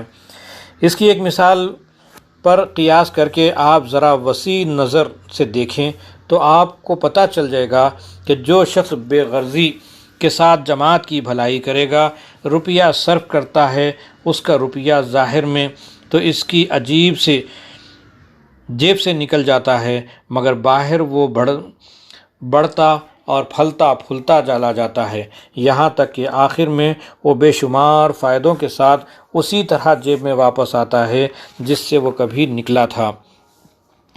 اور جو شخص خود غرضی اور تنگ نظری کے ساتھ روپیے کو اپنے پاس روکے رکھتا ہے اور جماعت کی بھلائی میں پر خرچ نہیں کرتا، وہ ظاہر میں تو اپنا روپیہ محض رکھتا ہے یا سود کھا کر اسے اور بڑھتا ہے، مگر حقیقت میں اپنی حماقت سے اپنی دولت کو گھٹاتا ہے اور اپنے ہاتھوں اپنی بربادی کا سامان کرتا ہے۔ یہی راز ہے جس کو اللہ تعالیٰ نے قرآن مجید میں اس طرح بیان فرمایا ہے کہ سورہ بقرہ آیت نمبر 272، اللہ سود کا مٹ مار دیتا ہے اور صدقات کو بڑھاتا ہے۔ سورہ روم آیت نمبر 39، تم جو سود دیتے ہو اس غرض کے لیے کہ لوگوں کی دولت بڑھ جائے تو دراصل اللہ کے نزدیک اس سے دولت نہیں بڑھتی، البتہ جو زکوٰۃ تم محض خدا کی رضا جوئی کے لیے دو تو وہ دگنی چوگنی ہوتی چلی جائے گی۔ لیکن اس راز کو سمجھنے اور اس کے مطابق عمل کرنے میں انسان کی تنگ نظری اور اس کی جہالت مانا ہے۔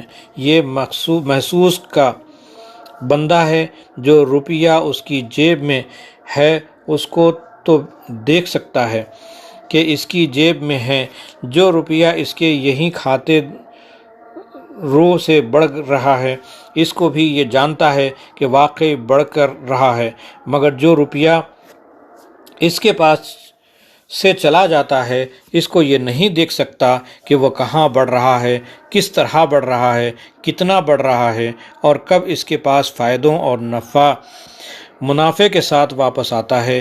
یہ تو بس یہی سمجھتا ہے کہ اس قدر روپیہ میرے پاس سے ہے اور ہمیشہ کے لیے چلا گیا۔ اس جہالت کے بند کو آج تک انسان اپنی عقل یا اپنی کوشش سے نہیں کھول سکا۔ تمام دنیا میں یہی حال ہے۔ ایک طرف سرمایہ داروں کی دنیا ہے جہاں سارے کام سود خواری پر چل رہے ہیں اور دولت کی کثرت کے باوجود روز بروز مصیبتوں اور پریشانیوں میں اضافہ ہوتا چلا جا رہا ہے۔ دوسری طرف ایک ایسا گروہ پیدا ہو چکا ہے اور بڑھاتے چلا جا رہا ہے جس کے دل میں حسد کی آگ جل رہی ہے اور جو سرمایہ داروں کے خزانوں پر ڈاکے مارنے کے ساتھ انسانی تہذیب و تمدن کی ساری بساط بھی الٹ دینا چاہتا ہے۔ مشکلات کا حل۔ اس پیچیدگی کو اس حکیم و دانا ہستی نے حل کیا ہے کہ جس کی کتاب پاک کا نام قرآن ہے۔ اس قفل کی کنجی ایمان باللہ اور ایمان بالیوم الآخرہ ہے۔ اگر آدمی خدا پر ایمان لے آئے اور بیان لے کر زمین و آسمان کے خزانوں کا حساب اصل مالک خدا ہے اور انسانی معاملات کا انتظام اصل میں خدا ہی کے ہاتھ میں ہے اور خدا کے پاس ایک ایک ذرے کا حساب ہے اور انسان کی ساری بھلائیوں اور برائیوں کی آخری جزا و سزا ٹھیک حساب کے مطابق آخرت میں ملے گی، تو اس کے لیے یہ بالکل آسان ہو جائے گا کہ اپنی نظر پر بھروسہ کرنے کے بجائے خدا پر بھروسہ کرے اور اپنی دولت کو خدا کی ہدایت کے مطابق خرچ کرے اور اس کے نفع و نقصان کو چھوڑ دے۔ اس ایمان کے ساتھ وہ جو کچھ خرچ کرے گا وہ دراصل خدا کو دے گا، اس کا حساب کتاب بھی خدا کے یہاں کھاتے میں لکھا پائے گا، خواہ دنیا میں کسی کو اس کے احسانات کا علم ہو یا نہ ہو، مگر خدا کے علم میں وہ ضرور آئے گا، اور خواہ کوئی اس کا احسان مانے یا نہ مانے، اور خدا کے احسان کو ضرور ماننے اور جانے لگا، اور خدا کا جب یہ وعدہ ہو چکا ہے کہ وہ اس کا بدلہ دے گا تو یقین ہے کہ وہ اس کا بدلہ ضرور دے گا، خواہ آخرت میں دے یا دنیا میں، اور یا آخرت اور دنیا دونوں میں۔ انفاق فی سبیل اللہ کی احکام کی دو قسمیں ہیں عام طور پر، ایک عام اور دوسرا خاص۔ برادران اسلام، اللہ تعالیٰ نے اپنی شریعت کا یہ قاعدہ رکھا ہے کہ پہلے تو نیکی اور بھلائی کے کاموں کا ایک عام حکم دیا جاتا ہے تاکہ لوگ اپنی زندگی میں عموماً بھلائی کا طریقہ اختیار کریں، پھر اسی بھلائی کی ایک خاص صورت بھی تجویز کر دی جاتی ہے تاکہ اس کی خاص طور پر پابندی کی جائے۔ اللہ کی یاد کا عام حکم، مثال کے طور پر دیکھیے کہ اللہ کی یاد ایک بھلائی ہے، سب سے بڑھ کر بھلائی اور تمام بھلائیوں کا سرچشمہ۔ اس کے لیے عام حکم ہے کہ اللہ کو ہمیشہ ہر حال میں ہر وقت یاد رکھو اور کبھی اس سے غافل نہ ہو۔ سورہ انفال آیت نمبر 45۔ اور اللہ کو بہت یاد کرو تاکہ تم فلاح نصیب ہو۔ سورہ نساء آیت نمبر 103۔ کھڑے اور بیٹھے لیٹے اللہ کی یاد میں لگے رہو۔ سورہ آل عمران آیت نمبر 190 اور 191۔ بے شک آسمانوں اور زمین کی بناوٹ میں اور رات اور دن کے باری باری سے آنے میں ان لوگوں کے لیے بہت سی نشانیاں ہیں جو عقل رکھتے ہیں، جو خدا کو کھڑے بیٹھے اور لیٹے یاد کرتے رہتے ہیں، جو آسمانوں اور زمین کی بناوٹ پر غور کر کے بے اختیار بول اٹھتے ہیں کہ پروردگار تو نے یہ کارخانہ بیکار نہیں بنایا ہے۔ سورہ کہف آیت نمبر 28۔ اور اس شخص کی بات نہ مانو جس کے دل کو ہم نے اپنی یاد سے غافل پایا اور جو اپنی خواہشات کے پیچھے پڑ گیا اور جس کے سارے کام حد سے گزرے ہوئے ہیں۔ اور بہت سی ایسی آیات ہیں جن میں حکم دیا گیا ہے کہ ہمیشہ ہر حال میں خدا کی یاد جاری رکھو، کیونکہ خدا کی یاد ہی وہ چیز ہے جو آدمی کے معاملات کو درست رکھتی ہے اور اس کو سیدھے راستے پر قائم رکھتی ہے۔ جہاں آدمی اس کی یاد سے غافل ہوا اور بس نفسانی خواہشوں اور شیطانی وسوسوں نے اس پر قابو پا لیا، اس کا لازمی نتیجہ یہ ہے کہ وہ راہ راست سے بھٹک کر اپنی زندگی کے معاملات میں حد سے گزرنے لگے گا۔ اللہ کی یاد کا خاص حکم دیکھیے، یہ تو تھا عام حکم، اب اسی یاد الہی کی ایک خاص صورت تجویز کی گئی ہے۔ نماز، اور نماز میں بھی 5 وقت میں چند رکعتیں فرض کر دی گئی ہیں جن میں بیک وقت 5-10 منٹ سے زیادہ صرف نہیں ہوتے۔ اس طرح چند منٹ اس وقت اور چند منٹ اس وقت یاد الہی کو فرض کرنے کا یہ مطلب نہیں ہے کہ بس آپ اتنی ہی دیر کے لیے خدا کو یاد کریں اور باقی وقت اس کو بھول جائیں، بلکہ اس کا مطلب یہ ہے کہ کم از کم اتنی دیر کے لیے تو تم کو بالکل خدا کی یاد میں لگ جانا چاہیے۔ اس کے بعد اپنے کام بھی کرتے رہو اور ان کو کرتے ہوئے خدا کو بھی یاد رکھو۔ انفاق فی سبیل اللہ کا عام حکم، بس ایسا ہی معاملہ زکوٰۃ کا بھی ہے۔ یہاں بھی ایک حکم آیا ہے عام ہے اور ایک خاص۔ ایک طرف تو یہ ہے کہ بخل اور تنگ دلی سے بچو، یہ برائیوں کی جڑ اور بدیوں کی ماں ہیں۔ اپنے اخلاق میں اللہ کا رنگ اختیار کرو جو ہر وقت بے حد و حساب مخلوق پر اپنی فیض کے دریا بہا رہا ہے، حالانکہ کسی کو اس پر کوئی حق اور دعویٰ نہیں ہے۔ راہ خدا میں جو کچھ خرچ کر سکتے ہو کرو، اپنی ضرورتوں سے جتنا بچا سکتے ہو بچاؤ، اور اس سے خدا کے دوسرے ضرورت مند بندوں کی ضرورتیں پوری کرو۔ دین کی خدمت میں اور اللہ کا کلمہ بلند کرنے میں جان اور مال سے کبھی دریغ نہ کرو۔ اگر خدا سے محبت رکھتے ہو تو مال کی محبت کو خدا کی محبت پر قربان کر دو، یہ تو ہے عام حکم۔ انفاق کا خاص حکم، اور اس کے ساتھ ہی خاص حکم یہ ہے کہ اس قدر مال اگر تمہارے پاس جمع ہو کر تو اس میں سے کم از کم اتنا خدا کی راہ میں ضرور صرف کرو، اور اتنی پیداوار تمہاری زمین میں ہو تو اس میں سے کم از کم اتنا حصہ تو ضرور خدا کی نظر کر دو۔ پھر جس طرح چند رکعت نماز فرض کرنے کا مطلب یہ نہیں ہے کہ بس یہی رکعتیں پڑھتے وقت ہی خدا کو یاد کرو اور باقی سارے وقتوں میں اس کو بھول جاؤ۔ اسی طرح مال کی ایک چھوٹی سی مقدار راہ خدا میں صرف کرنا جو فرض کیا گیا ہے، اس کا مطلب بھی یہ نہیں ہے کہ جن لوگوں کے پاس اتنا مال ہو بس انہی کو راہ خدا میں صرف کرنا چاہیے، اور جو اس سے کم مال رکھتے ہوں انہیں اپنی مٹھیاں بند کر لینی چاہیے۔ اور اس کا مطلب یہ بھی نہیں ہے کہ مالدار لوگوں پر جتنی زکوٰۃ فرض کی گئی ہے بس وہی اتنا ہی خدا کی راہ میں صرف کریں گے، اور اس کے بعد کوئی ضرورت مند آئے گا تو اسے جھڑک دیں گے، یا دین کی خدمت کا کوئی موقع آئے تو کہہ دیں گے کہ ہم تو زکوٰۃ دے چکے ہیں، اب ہم نے ایک پائی کی بھی امید نہ رکھو۔ زکوٰۃ فرض کرنے کا مطلب ہرگز نہیں ہے، بلکہ اس کا مطلب دراصل یہ ہے کہ کم از کم اتنا مال تو ہر مال اور کو راہ خدا میں دنیا دینا ہی پڑے گا، اور اس سے زیادہ جس شخص سے جو کچھ بن آئے وہ صرف کرنا چاہیے۔ انفاق کے عام حکم کی مختصر تشریح۔ اب میں آپ کے سامنے پہلے عام حکم کی تھوڑی سی تشریح کروں گا، پھر دوسرے خطبے میں خاص حکم بیان کروں گا۔ قرآن مجید کی یہ خصوصیت ہے کہ وہ جس چیز کا حکم بھی دیتا ہے اس کی حکمتیں اور مصلحتیں بھی خود ہی بتا دیتا ہے، تاکہ محکوم اور حکم کے ساتھ یہ بھی معلوم ہو جائے کہ یہ حکم کیوں دیا گیا ہے اور اس کا فائدہ کیا ہے۔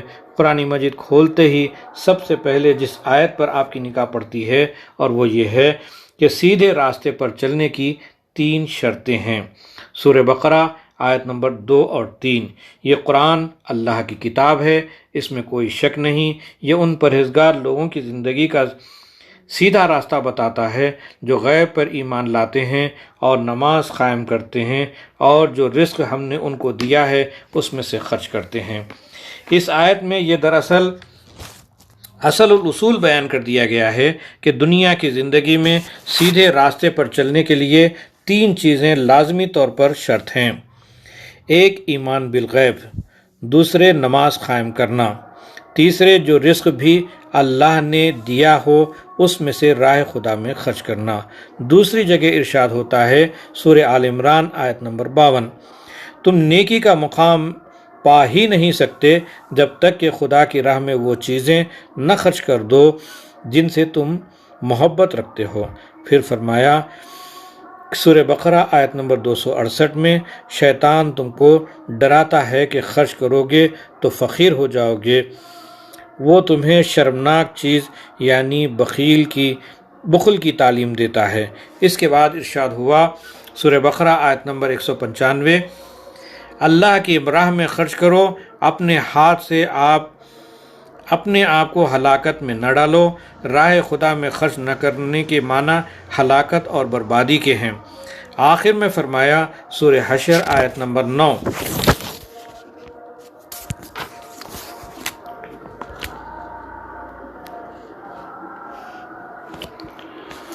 اور جو لوگ تنگ دلی سے بچ گئے وہی فلاح پانے والے ہیں۔ زندگی بسر کرنے کے 2 طریقے۔ ان سب آیات سے معلوم ہوتا ہے کہ دنیا میں انسان کے لیے زندگی بسر کرنے کے 2 راستے ہیں۔ ایک راستہ تو خدا کا ہے جس میں نیکی اور بھلائی کا اور فلاح و کامیابی کا، اور اس راستے کا فائدہ یہ ہے کہ آدمی کا دل کھلا ہوا ہو، جو رزق بھی تھوڑا یا بہت اللہ نے دیا ہو اس سے خود اپنی ضرورتیں بھی پوری کرے، اپنے بھائیوں کی بھی مدد کرے اور اللہ کا کلمہ بلند کرنے کے لیے بھی خرچ کرے۔ دوسرا راستہ شیطان کا ہے جس میں بظاہر تو آدمی کو فائدہ ہی فائدہ نظر آتا ہے، لیکن حقیقت میں ہلاکت اور بربادی کے سوا کچھ نہیں۔ اور اس راستے کا قاعدہ یہ ہے کہ آدمی دولت سمیٹنے کی کوشش کرے، پیسے پر جان دے اور اس کو دانتوں سے پکڑ کر رکھے تاکہ خرچ نہ ہونے پائے، اور خرچ ہو بھی تو بس اپنے ذاتی فائدے اور اپنے نفس کی خواہشات ہی پر ہو۔ خدا کی راہ میں خرچ کرنے کے طریقے۔ اب دیکھیے کہ خدائی راستے پر چلنے والوں کے لیے راہ خدا میں خرچ کرنے کے کیا طریقے بیان ہوئے ہیں، اور ان سب کو نمبر وار بیان کیا کرتا ہوں۔ نمبر 1، صرف خدا کی خوشنودی کے لیے کرے۔ سب سے پہلی بات یہ ہے کہ خرچ کرنے میں صرف خدا کی رضا، اس کی خوشنودی مطلوب ہو، کسی کو احسان مند بنانے یا دنیا میں نام پیدا کرنے کے لیے خرچ نہ ہو۔ سورہ بقرہ آیت نمبر 272۔ تم جو کچھ بھی خرچ کرتے ہو اسے اللہ کی رضا کے سوا تمہارا اور کوئی مقصود نہیں ہونا۔ سورہ بقرہ آیت نمبر 264۔ اے لوگو جو ایمان لائے ہو، اپنی خیرات کو احسان جتا کر اور اذیت دے کر اس شخص کی طرح ضائع نہ کر دو جو لوگوں کو دکھانے کو خرچ کرتا ہے اور روز آخرت پر ایمان نہیں رکھتا۔ اس کے خرچ کی مثال تو ایسی ہے جیسے ایک چٹان پر مٹی پڑی ہو اور اس پر زور کی مہ برسے تو ساری مٹی بہہ جائے اور بس صاف چٹان کی چٹان رہ جائے۔ نمبر 2، احسان نہ جتایا جائے۔ دوسری بات یہ ہے کہ کسی کو پیسہ دے کر یا روٹی کھلا کر یا کپڑا پہنا کر احسان نہ جتایا جائے اور ایسا برتاؤ نہ کیا جائے جس سے اس کا دل کو تکلیف ہو۔ سورہ بقرہ آیت نمبر 262 اور 263۔ جو لوگ اللہ کی راہ میں خرچ کرتے ہیں اور پھر خرچ کر کے احسان نہیں جتاتے اور تکلیف نہیں پہنچاتے، ان کے لیے خدا کے ہاں اجر ہے اور انہیں کسی نقصان کا خوف یا رنج نہیں۔ رہی وہ خیرات جس کے بعد تکلیف پہنچائی جائے تو یہی بہتر ہے کہ سائل کو نرمی کے ساتھ ٹال دیا جائے اور اس سے کہہ دیا جائے کہ بھائی معاف کرو۔ نمبر 3، بہتر مال دیا جائے۔ تیسرا قاعدہ یہ ہے کہ خدا کی راہ میں اچھا مال دیا جائے، برا چھانٹ کر نہ دیا جائے۔ جو لوگ کسی غریب کو دینے کے لیے پھٹے پرانے کپڑے تلاش کرتے ہیں یا کسی فقیر کو کھلانے کے لیے بدتر سے بدتر کھانا نکالتے ہیں، ان کو بس ایسے ہی اجر کی عطا خدا سے بھی توقع رکھنی چاہیے۔ سورہ بقرہ آیت نمبر 267۔ اے ایمان لانے والو، جو کچھ تم نے کمایا ہے اور جو کچھ ہم نے تمہارے لیے زمین سے نکالا ہے، اس میں سے اچھا مال خدا کی راہ میں دو۔ یہ نہ ہو کہ خدا کی راہ میں دینے کے لیے برے سے برا تلاش کرنے لگو۔ نمبر 4، حتی الامکان چھپا کر دیا جائے۔ چوتھا قاعدہ یہ ہے کہ جہاں تک ممکن ہو چھپا کر خرچ کیا جائے تاکہ ریا اور نمود کی آمیزش نہ ہونے پائے۔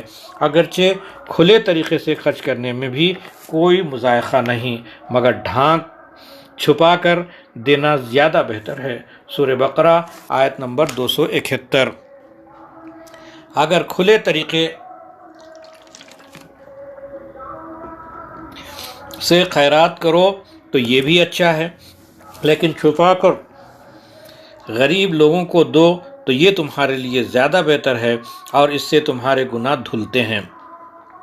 نمبر 5، نادانوں کو ضرورت سے زیادہ نہ دیا جائے۔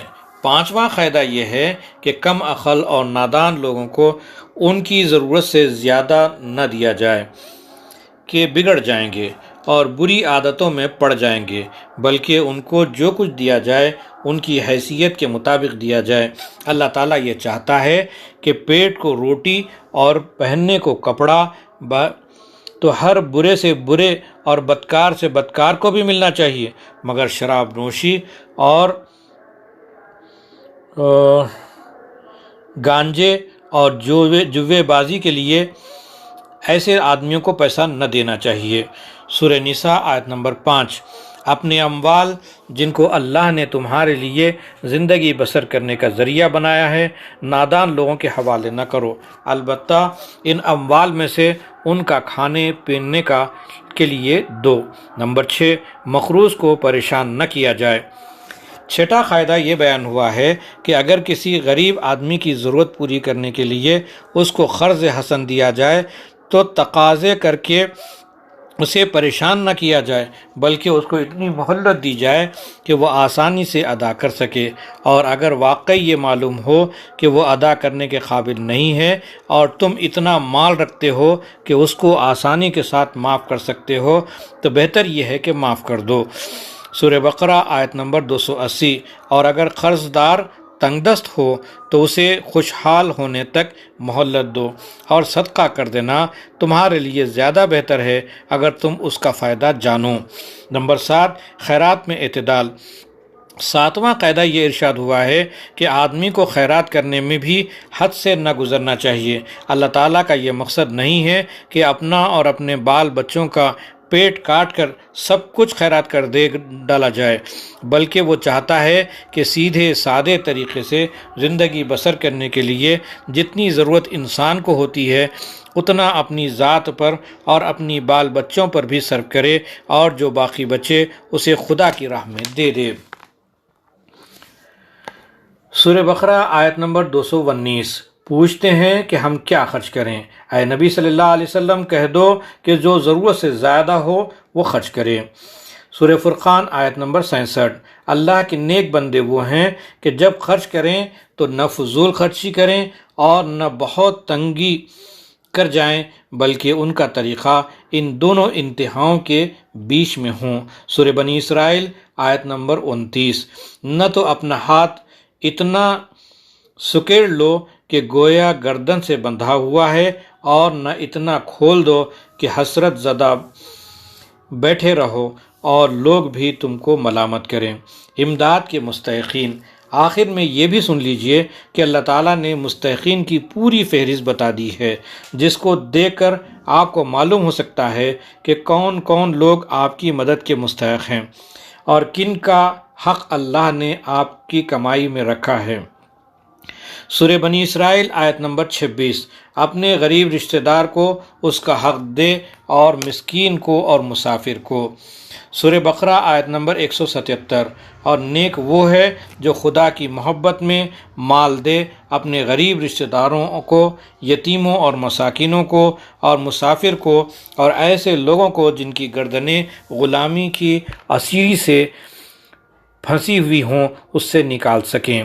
سورہ نساء آیت نمبر 36۔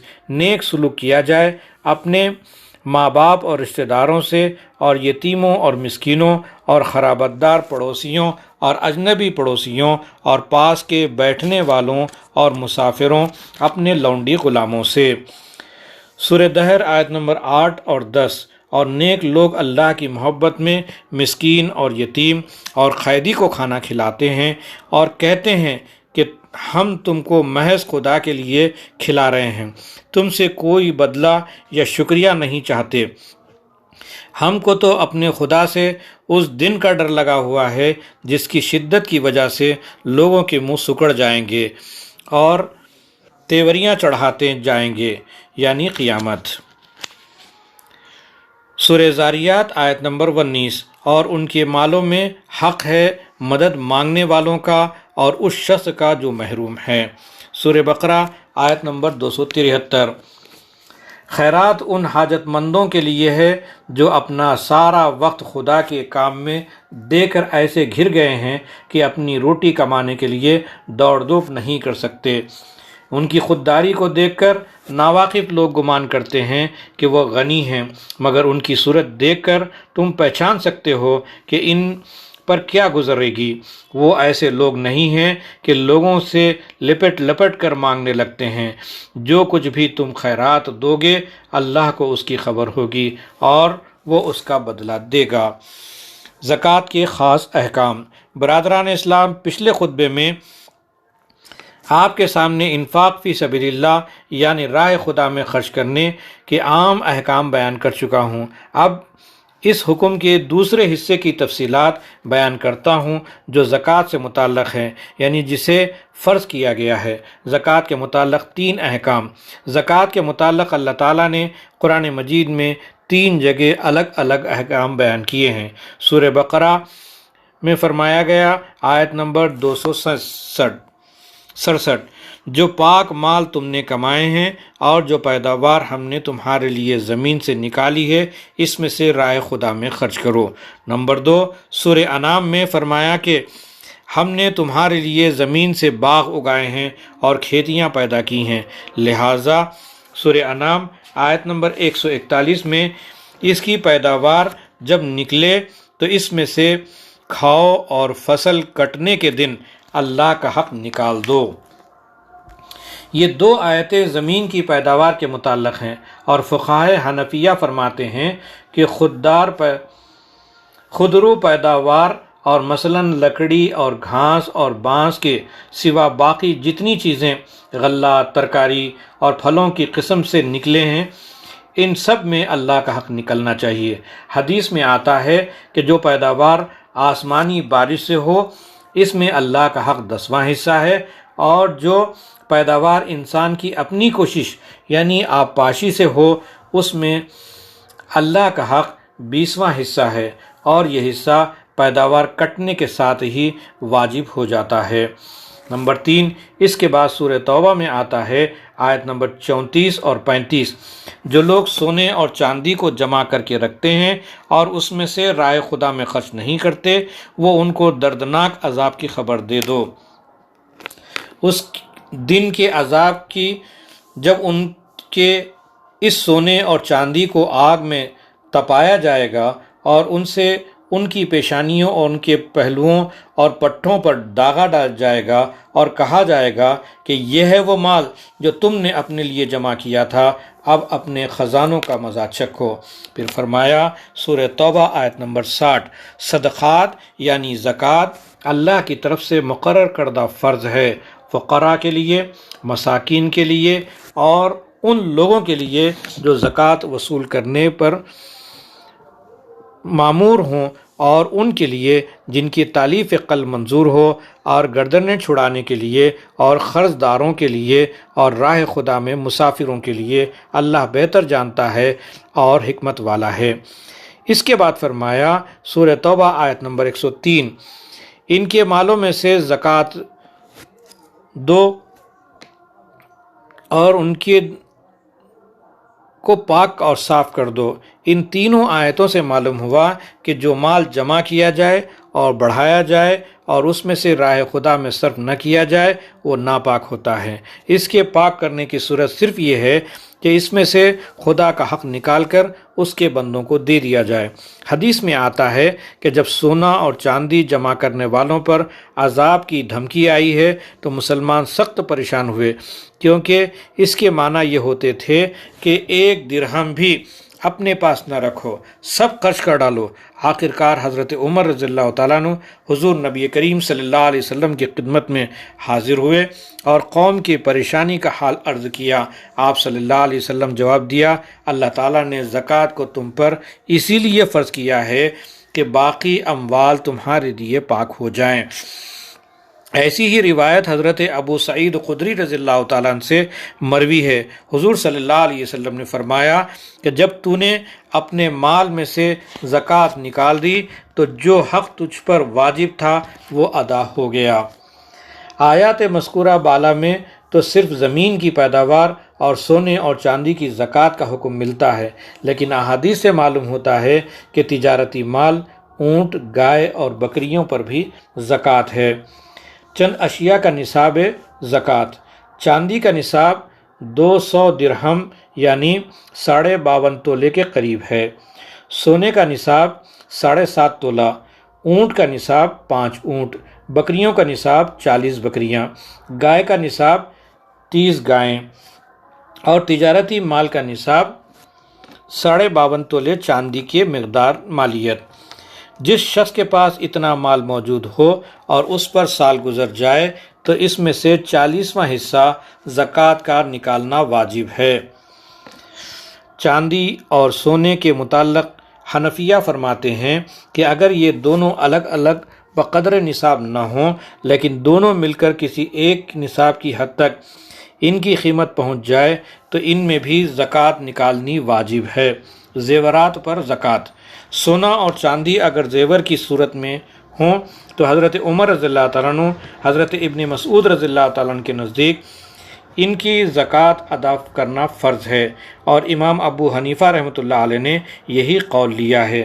حدیث میں آتا ہے کہ رسول اللہ صلی اللہ علیہ وسلم نے 2 عورتوں کے ہاتھ میں سونے کے کنگن دیکھے اور پوچھا، کیا تم زکوٰۃ نکالتی ہو؟ ایک نے عرض کیا کہ نہیں۔ آپ صلی اللہ علیہ وسلم نے فرمایا، کیا تو اسے پسند کرے گی کہ قیامت کے روز اس کے بدلے آگ کے کنگن تجھے پہنائے جائیں؟ اسی طرح حضرت ام سلمہ رضی اللہ تعالیٰ عنہ سے مروی ہے کہ میرے پاس سونے کی پازیب تھی، میں نے حضور صلی اللہ علیہ وسلم سے پوچھا کیا یہ کنز ہے؟ فرمایا آپ صلی اللہ علیہ وسلم نے کہ اگر اس میں سونے کی مقدار نصاب زکوٰۃ تک پہنچتی ہے اور اس میں سے زکوٰۃ نکال دی گئی ہے تو یہ کنز نہیں ہے۔ ان دونوں حدیثوں سے معلوم ہوتا ہے کہ سونا چاندی اگر زیور کی شکل میں ہوں تب بھی اسی طرح زکوٰۃ فرض ہے جس طرح نقد کی صورت میں ہونے پر ہے، البتہ جواہر اور نگینوں پر زکوٰۃ نہیں ہے۔ زکوٰۃ کے مستحقین، قرآن مجید میں زکوٰۃ کے 8 حقدار بیان کیے گئے ہیں جن کی تفصیل یہ ہے۔ نمبر 1، فقراء، یہ وہ لوگ ہیں جن کے پاس کچھ نہ کچھ مال تو ہے مگر ان کی ضرورت کے لیے کافی نہ ہوں، تنگ دستی میں گزر بسر کرتے ہیں اور کسی سے مانگتے نہ ہوں۔ امام زہری رحمۃ اللہ علیہ، امام ابو حنیفہ، امام ابن عباس، حسن بصری، ابو الحسن الخرقی اور دوسرے بزرگوں نے فقراء کی یہی تعریف بیان فرمائی ہے۔ نمبر 2، مساکین، یہ بہت ہی تباہ حال لوگ ہیں جن کے پاس اپنے تن کی ضروریات پوری کرنے کے لیے بھی کچھ نہ ہوں۔ حضرت عمر رضی اللہ تعالیٰ عنہ ایسے لوگوں کو بھی مساکین میں شمار فرماتے ہیں جو کمانے کی طاقت رکھتے ہوں مگر انہیں روزگار نہ ملتا ہو۔ نمبر 3، عاملین علیہا، ان سے مراد وہ لوگ ہیں جنہیں اسلامی حکومت زکوٰۃ وصول کرنے کے لیے مقرر کرے، ان کو زکوٰۃ کی مد سے تنخواہ دی جائے گی۔ نمبر 4، مؤلفۃ القلوب، ان سے مراد وہ لوگ ہیں جن کو اسلام کی حمایت کے لیے یا اسلام کی مخالفت سے روکنے کے لیے روپیہ دینے کی ضرورت پیش آئے، نیز ان میں وہ نو مسلم بھی داخل ہیں جنہیں مطمئن کرنے کی ضرورت ہو، اور اگر کوئی شخص اپنی کافر قوم کو چھوڑ کر مسلمانوں میں آ ملنے کی وجہ سے بے روزگار یا تباہ حال ہو گیا ہو تب بھی اس کی مدد کرنا مسلمانوں پر ویسے ہی فرض ہے، لیکن وہ مالدار ہو تب بھی اسے زکوٰۃ دی جا سکتی ہے تاکہ اس کا دل اسلام پر جم جائے۔ جنگ حنین کے موقع پر نبی صلی اللہ علیہ وسلم نے مال غنیمت میں سے نو مسلموں کو بہت مال دیا، حتیٰ کہ ایک شخص کے حصے میں 100 اونٹ آئے۔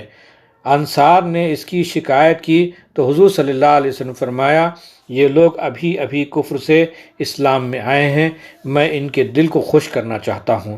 اسی بنا پر امام زہری رحمۃ اللہ علیہ نے مؤلفۃ القلوب کی تعریف یوں بیان کی ہے کہ جو عیسائی یا یہودی یا غیر مسلم اسلام میں داخل ہوا ہو اگرچہ مالدار ہی کیوں نہ ہوں۔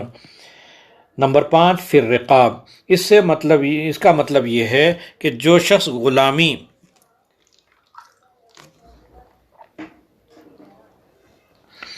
کے بند سے چھوٹنا چاہتا ہو اس کو زکوٰۃ دی جائے تاکہ وہ اپنے مالک کو روپیہ دے کر اپنی گردن غلامی سے چھڑا لے۔ آج کل کے زمانے میں غلامی کا رواج نہیں ہے، اس لیے میرا خیال ہے کہ جو لوگ جرمانہ ادا کر سکنے کی وجہ سے قید بھگتتے رہے ہیں ان کو زکوٰۃ دے کر رہائی حاصل کرنے میں مدد دی جا سکتی ہے، یہ بھی فی الرقاب کی تعریف میں آ جاتا ہے۔ نمبر 6، غارمین، ان سے مراد وہ لوگ ہیں جو قرض دار ہوں۔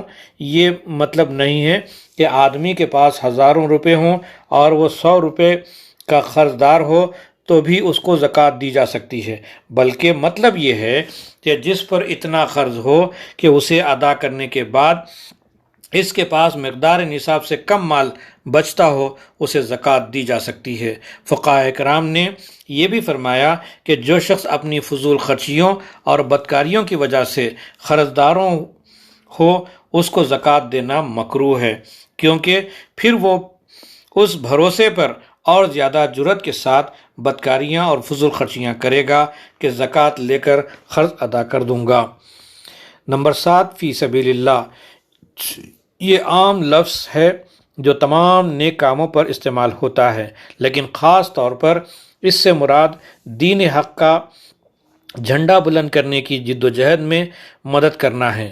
نبی صلی اللہ علیہ وسلم فرمایا ہے کہ زکوٰۃ لینا کسی مالدار آدمی کے لیے جائز نہیں، لیکن اگر مالدار آدمی جہاد کے لیے مدد کا حاجت مند ہو تو اسے زکوٰۃ دینی چاہیے، اس لیے کہ ایک شخص اپنی جگہ مالدار صحیح، لیکن جہاد کے لیے جو غیر معمولی مصارف ہوتے ہیں ان کو وہ محض اپنے مال سے کسی طرح پورا کر سکتا ہے، اس کام میں زکوٰۃ سے اس کی مدد کرنی چاہیے۔ نمبر 8، ابن السبیل یعنی مسافر۔ اگرچہ مسافر کے پاس اس کے وطن میں کتنا ہی مال ہو، لیکن حالت مسافرت میں اگر وہ محتاج ہے تو اسے زکوٰۃ دینی چاہیے۔ زکوٰۃ کسے دی جائے اور کسے نہیں؟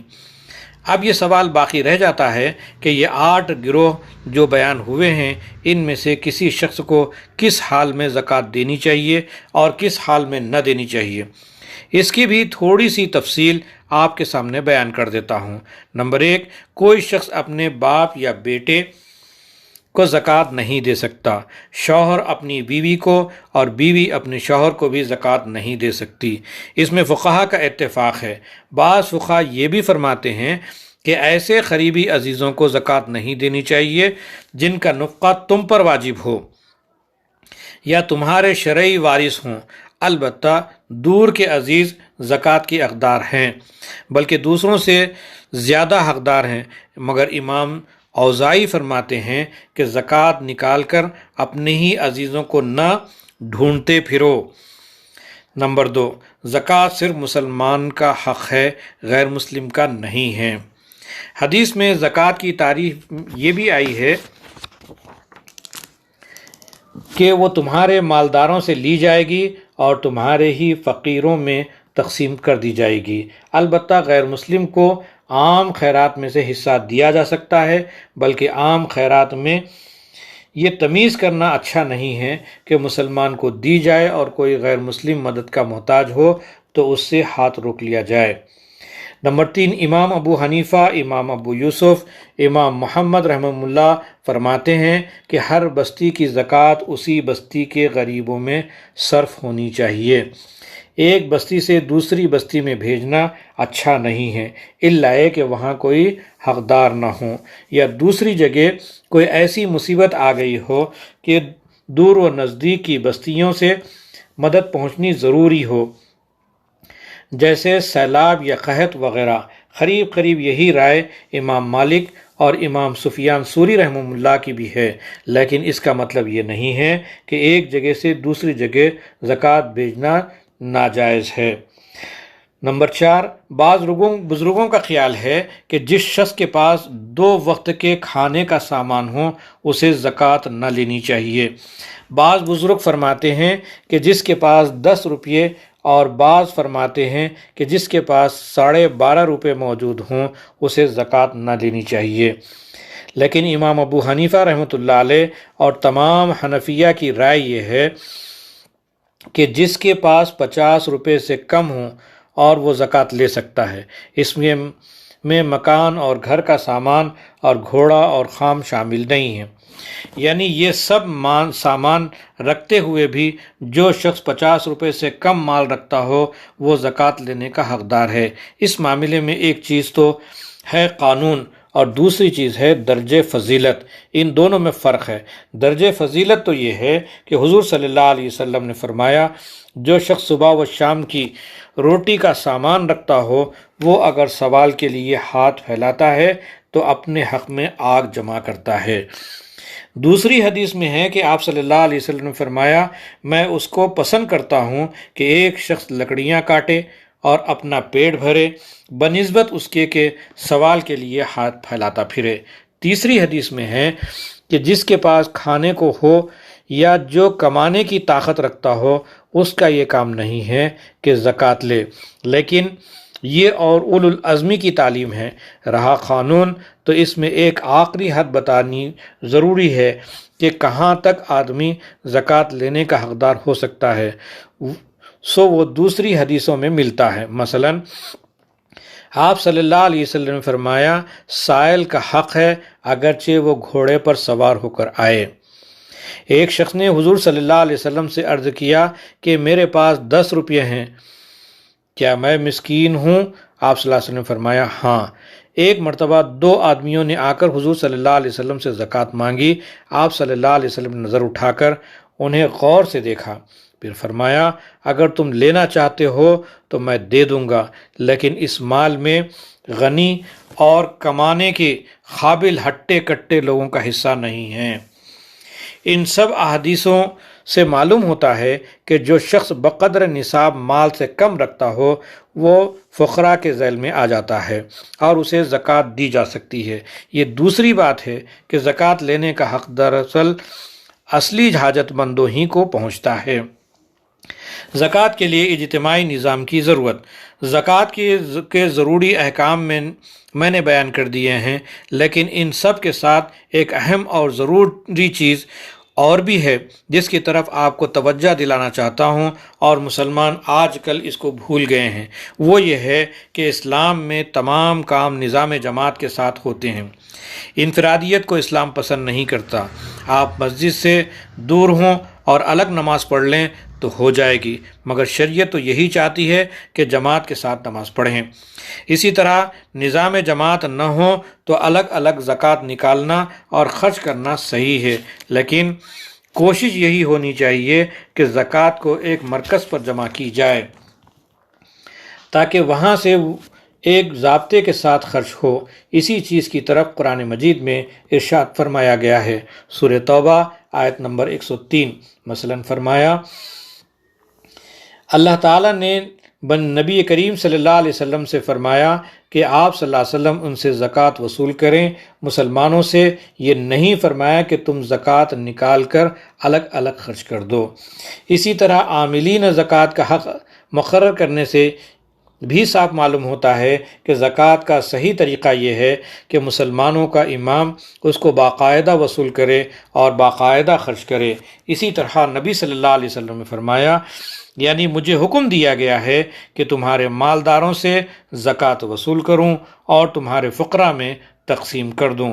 اسی طریقے پر نبی کریم صلی اللہ علیہ وسلم خلفائے راشدین کا عمل بھی تھا۔